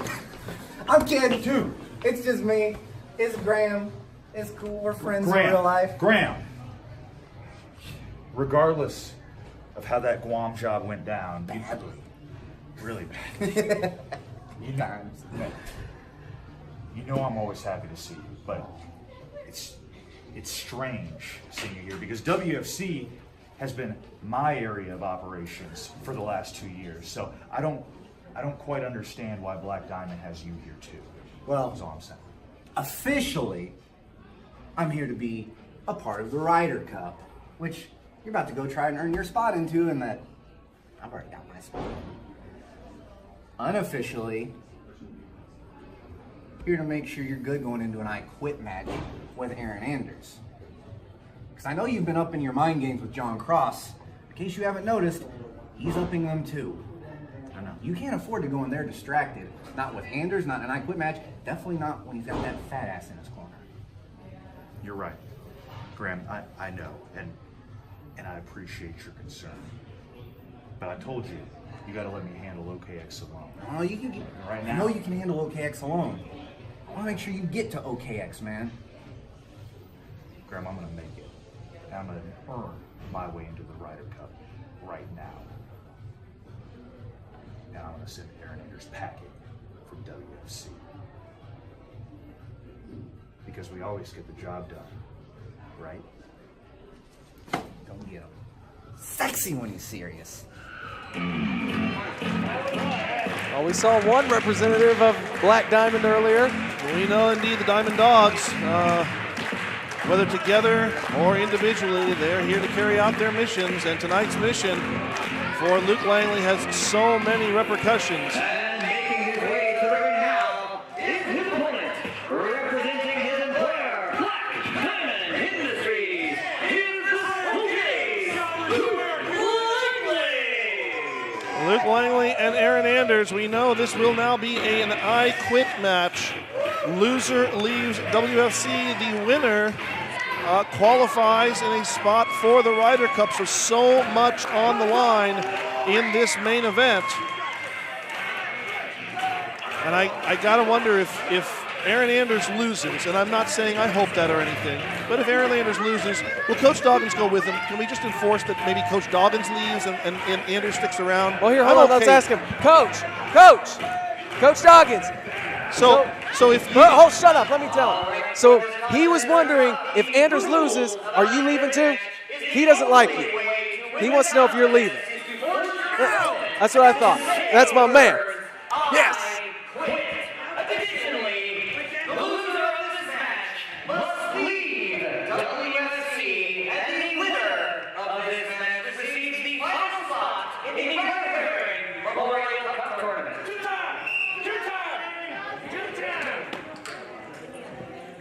There you have it. All three stipulations there. Bell rings. We are underway. Main event. Oh, right off the bat. And again, fans, no pinfalls, no countouts, no disqualifications. The only way to win. Oh, wait a minute! Thank you, Luke. Thank you, Luke. Oh, shut up. He's not even an athlete. Oh, he's definitely not an athlete. That is probably the truest thing you have ever said, Travis. Yeah, neither are you. Coach is not an athlete. I never claimed to be. Well, then you don't ridicule others for attacking non-athletes. I can't help it when Coach makes it so easy. Luke Langley and Aaron Anders. Loser leaves WFC. Anders, a former Hometown Heroes champion, a former tag team champion. In fact, it was Anders with his partner that defeated they were called AC Slaughter. Clint Cassidy and Aaron Anders. What do you say, buddy? Do you want to quit? Maybe we should turn on the microphone there so they can hear that. Come on, Anders, you got to know how to operate the machinery. Not like you're any better. You want to quit, Luke?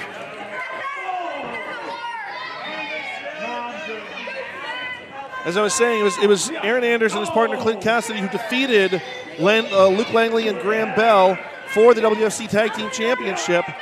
Second ever. Oh, man. And you can see that these men come to this match, they're not dressed in traditional wrestling attire. Well, no, they're meant to fight. Yeah, that's what this is. They were here and arrived for a fight. They didn't fight to wrestle. Langley with a chop across the chest.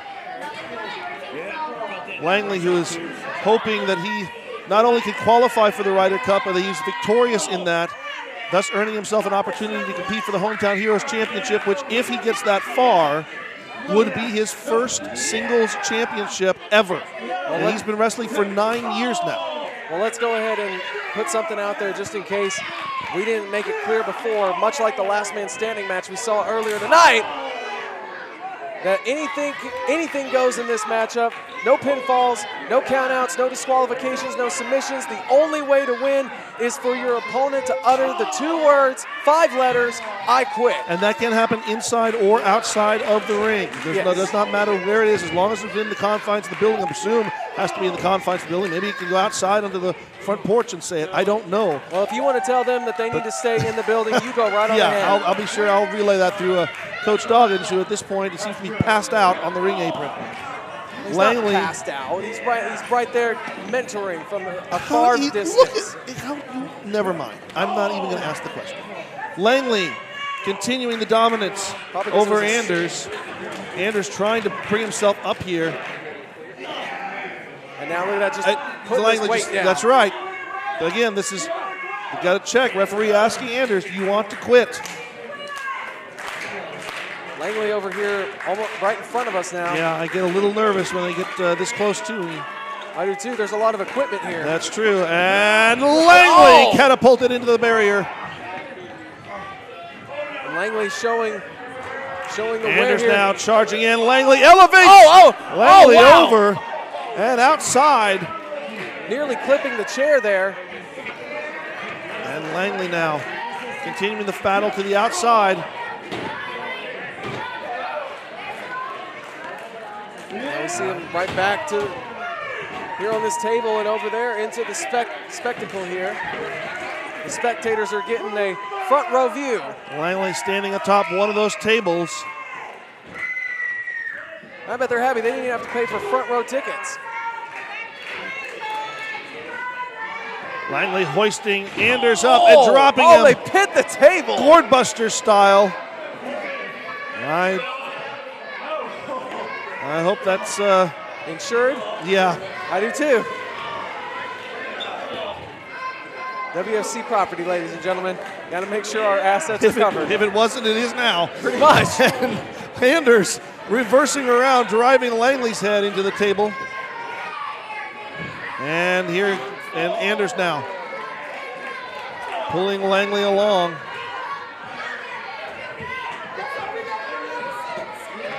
Referees and WFC personnel trying to make sure that they can form something of a barrier between the fans and themselves, but it's not really working, I think, the way that they want it to. Anders now completely up and over. He's asking. And Anders yanking the microphone away, not allowing Langley the opportunity.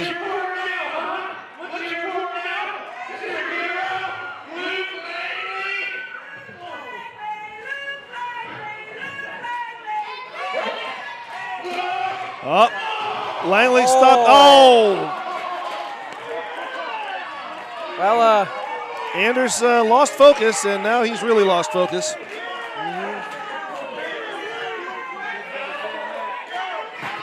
As Langley positions the chair, which has already done a significant amount of damage, and is picking up Anders by the beard. I do not endorse that. And a forearm shot. Just a series of hard forearm shots there. Langley now trying to muster up some support here as he makes his way to that vent table. Gonna build up some speed and a running clothesline. And Anders with a slow drop, but it's over. That was a referee checking. Now they're working their way back up into the stands here. And meanwhile, fans, in case you're curious, Coach Doggins is still passed out on the ring apron. Nobody was curious, and you didn't have to bring it up. You just wanted to because you're a mean and spiteful old man. Langley now dragging Anders up in the rafters here. What is your issue, by the way, with Doggins? I have never asked you. I can't stand the man. Why? He is a disgusting specimen of a human being. But why? He is an embarrassment to this sport. And he is, did he coach Aaron Anders on how to absorb the punishment from that? I don't think so. Well, nobody learns how to fall on stands, you idiot. Don't say stupid things like that. You're just as bad as the rest of these Oklahoma fans. I brought up some valid points earlier.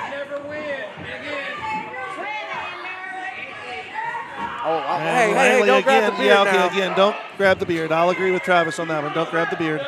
That's painful. Very, as a matter of fact. And Langley guiding Anders to the top here. Anders shoving Langley straight back against that concrete wall. Now they're just fighting amongst the top Yeah, this here. match is all over the place. This is the WFC experience. If you're not here live to witness this, you are definitely missing out. Just think you could be telling your kids and grandkids. There was one this time. I was at this wrestling show, and these two guys battled all the way up into the stands right beside me. I also can say later on that there was a guy at that very same show who educated me and realized that I had to move out of Oklahoma. Anders now toppling down from the top, started at the top, and now look where he is. I mean, he started at the bottom, and now you're here. Well, that's not where he started. That's the thing. Langley now moving over into the some of the the merchandise areas. There's an old song that I heard that said "Hands off the merchandise." I don't know if that falls into this category or not, but it's close enough. And again, referee checking in there as. Would you get him off the beard? I do wish he'd get off the beard. I agree with you. Yeah, I mean, here, let me pull yours. No! Ow! I didn't even Hands to yourself. I didn't even touch you. And now Langley catapulted over the top of the railing as, well, sorry, Tuck, that's chair number 2. I'm not sure we're going to be able to get another one for you. Yeah, you know what? I gave you one, so sorry. And Anders with the chair straight to the midsection. He wasn't using it anyway. He's walking around, see?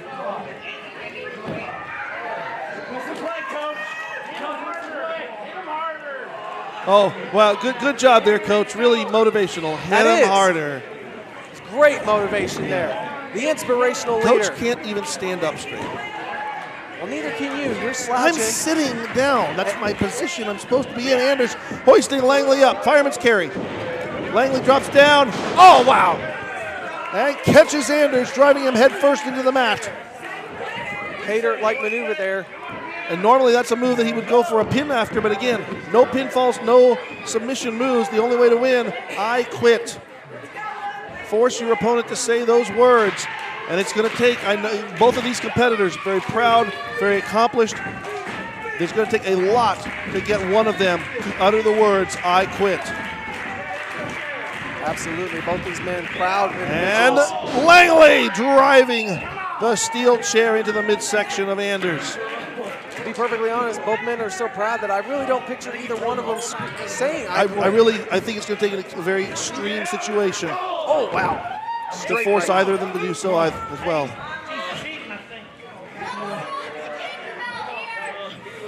Both these men see this as such a personal affair between the two, all of which just started 2 months ago. Back in Tahlequah, where we had a one-on-one confrontation with one another. It was a scientific match. It was a fan-friendly match, if you will. And then after the match was over, the great betrayal as Anders sold his soul to that soul-sucking leech on the far side of the ring, Coach Doggins. Well, you can't sell your soul and have somebody suck your soul at the same time. Really? Have you been around Coach Doggins? I'm pretty sure you can't. I don't think that's at all possible, and if you're insinuating something, I'd like to know. I'm not insinuating. I'm saying you happen to know, apparently. So I'm just asking. Apparently you've been down that boulevard before. Anders now hoisting Langley up. Langley fights down from the fireman's carry position again, forces Anders to the corner. Throws his whole body weight into it. With the Irish whip from one pillar to the other. And up and over goes Langley, but he's caught by Anders again. And over the top and down. Anders now. The agility of Anders. And a big boot puts Langley back into the ring. Langley's down. This might be the opportune time for Anders to ask him if he wants to give up. Yeah, but Anders isn't really signaling to the referee to do so. And remember, he cut the referee off. He stopped the referee from trying to check on Langley once before. I think the referee is reluctant to check unless Anders motions him to do so.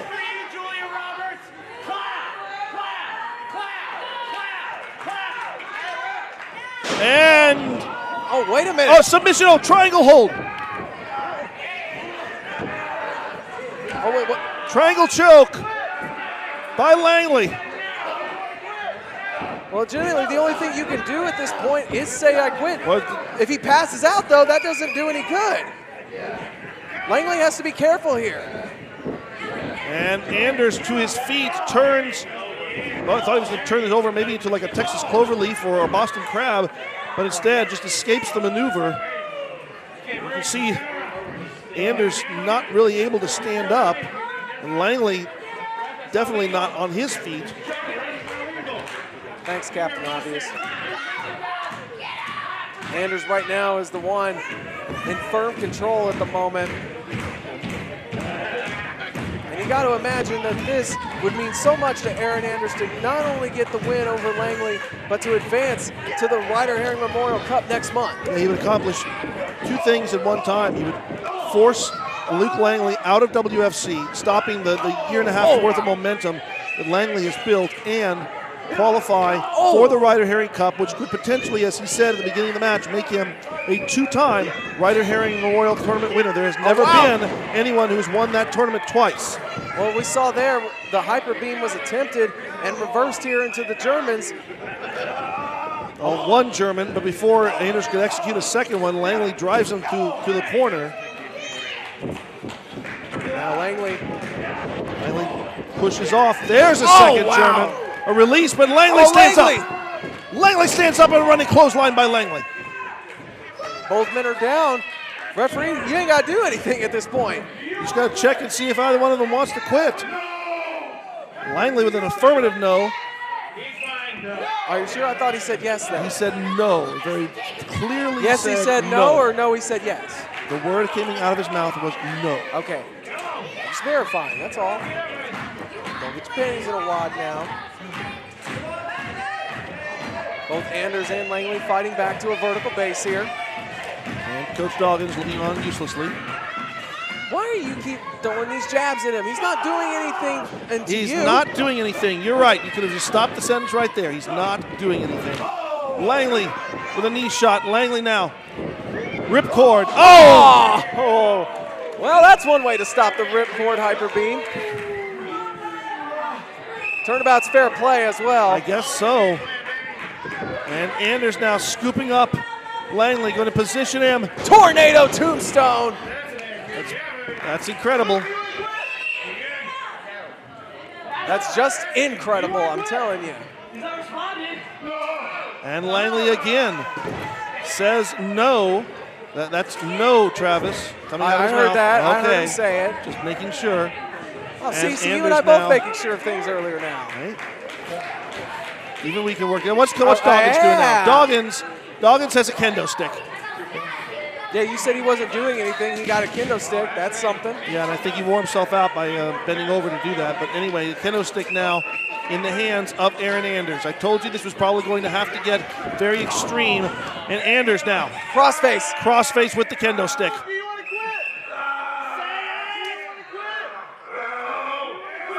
Yes, yes. No, that's a no. Ring the bell. The word was no.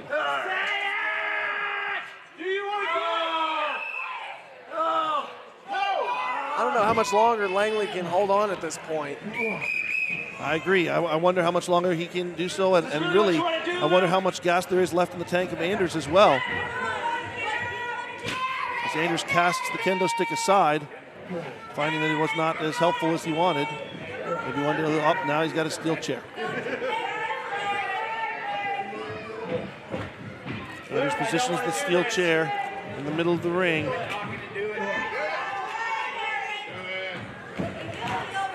Now look at this again. Anders scooping Langley up. Positioning him once again for the Tornado DDT, but Langley slides down the back. Hoists Anders up. And DDT onto the chair. Oh, my Lord. And that was a bounce, fans. Anders' body bounced off the steel chair. That Death Valley driver, I don't think he can say anything. I'm not sure either. I got to wonder, is he still conscious? Like you said earlier, if they're unconscious, they can't say I quit, and it's not really a good thing for the opponent. Anders now being tied up by Langley. It's a reverse cloverleaf now. Submission hold. Pressure being applied, and look, Coach Doggins. Oh, you Coach Doggins has made his way into the ring. That's right, Coach Doggins with a pair of handcuffs around the throat of Luke Langley. And you said that he wasn't doing anything. He's doing exactly what he's supposed to, helping his man. Oh, wow. Kendo shot to the midsection. Oh, he's told get Langley up again. And again.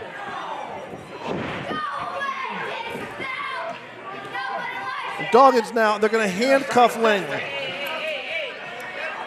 Oh, this does not look good. No, this is not. I feel like I've seen this show before somewhere. And it didn't turn out well for the man that had cuffs on him then either. And Anders now has full reign to be as brutal as he can because Langley is essentially helpless. His hands are cuffed. Well, there ain't no essentially about it. He is helpless.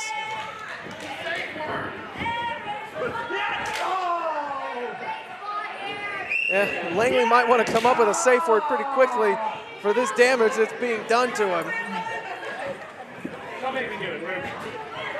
And look at Anders now, just make me do it. Oh, Langley spits on Anders. Why? There's still fight in Langley somewhere. Why? But what can he do? He's got good Lord! Right across the forehead. Do you want to quit? He may have. And again, referee Jesse Beeler checking, and Langley refuses to say the words. Langley shook his head there. Took a direct headshot, though. Loud and clear, no. Yep, and just asked for the kendo stick back. He got it. Langley, come on. At some point, you got to really start thinking about your life here.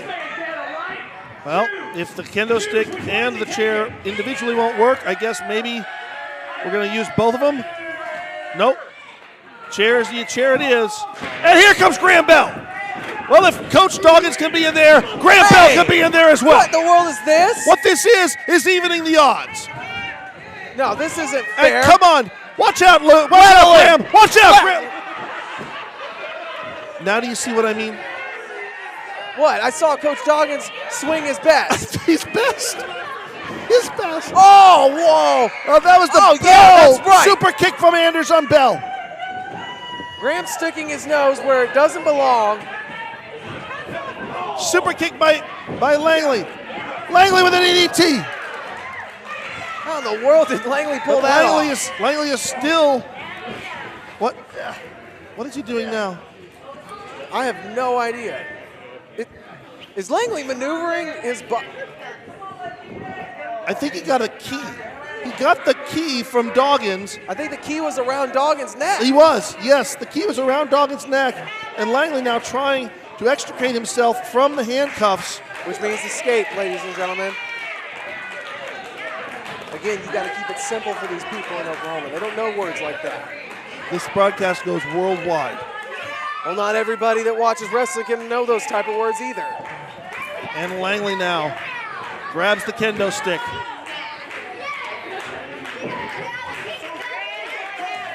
Oh, you think? Anders has no idea. Anders has no idea what is behind him, but he's about to find out, and it is not going to be pleasant. Oh, no! Shot to the midsection by Langley. Payback is coming. All those exercises that were done last month through Coach Doggins' assistance, the sit-ups, the yoga ball, everything. It had to have prepared him for this. Listen, I don't think it looks like he's really prepared for it.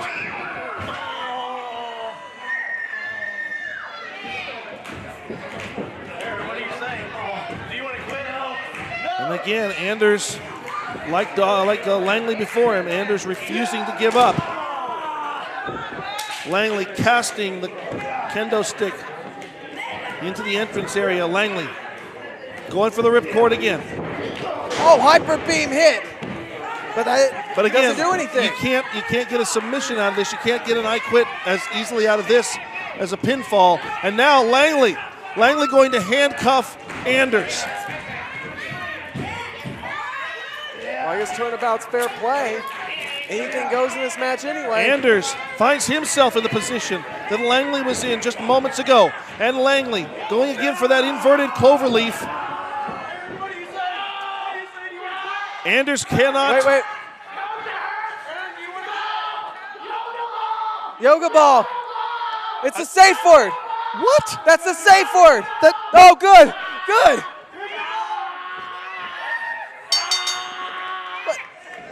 Coach Doggins threw the towel in. But ladies and gentlemen, Coach Doggins has thrown the towel in for Aaron Anders. That may present your winner, Luke Langley. Luke Langley victorious in this I Quit match. But Anders did not quit.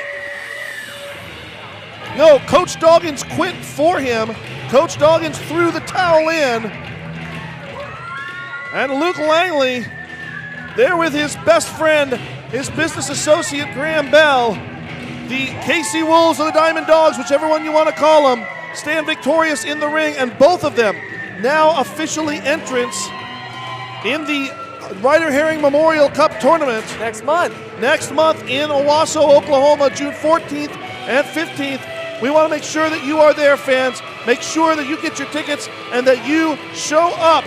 What a tremendous night of action that it has been right here. Langley and Graham Bell, you can expect to see them as well as all the other entrants. You can get a complete breakdown of that on the WFC Facebook page. For Travis Fowlark, I'm CM Burnham. Thank you for watching Fandetta. The fans have made the decisions. So long from the Sooner State.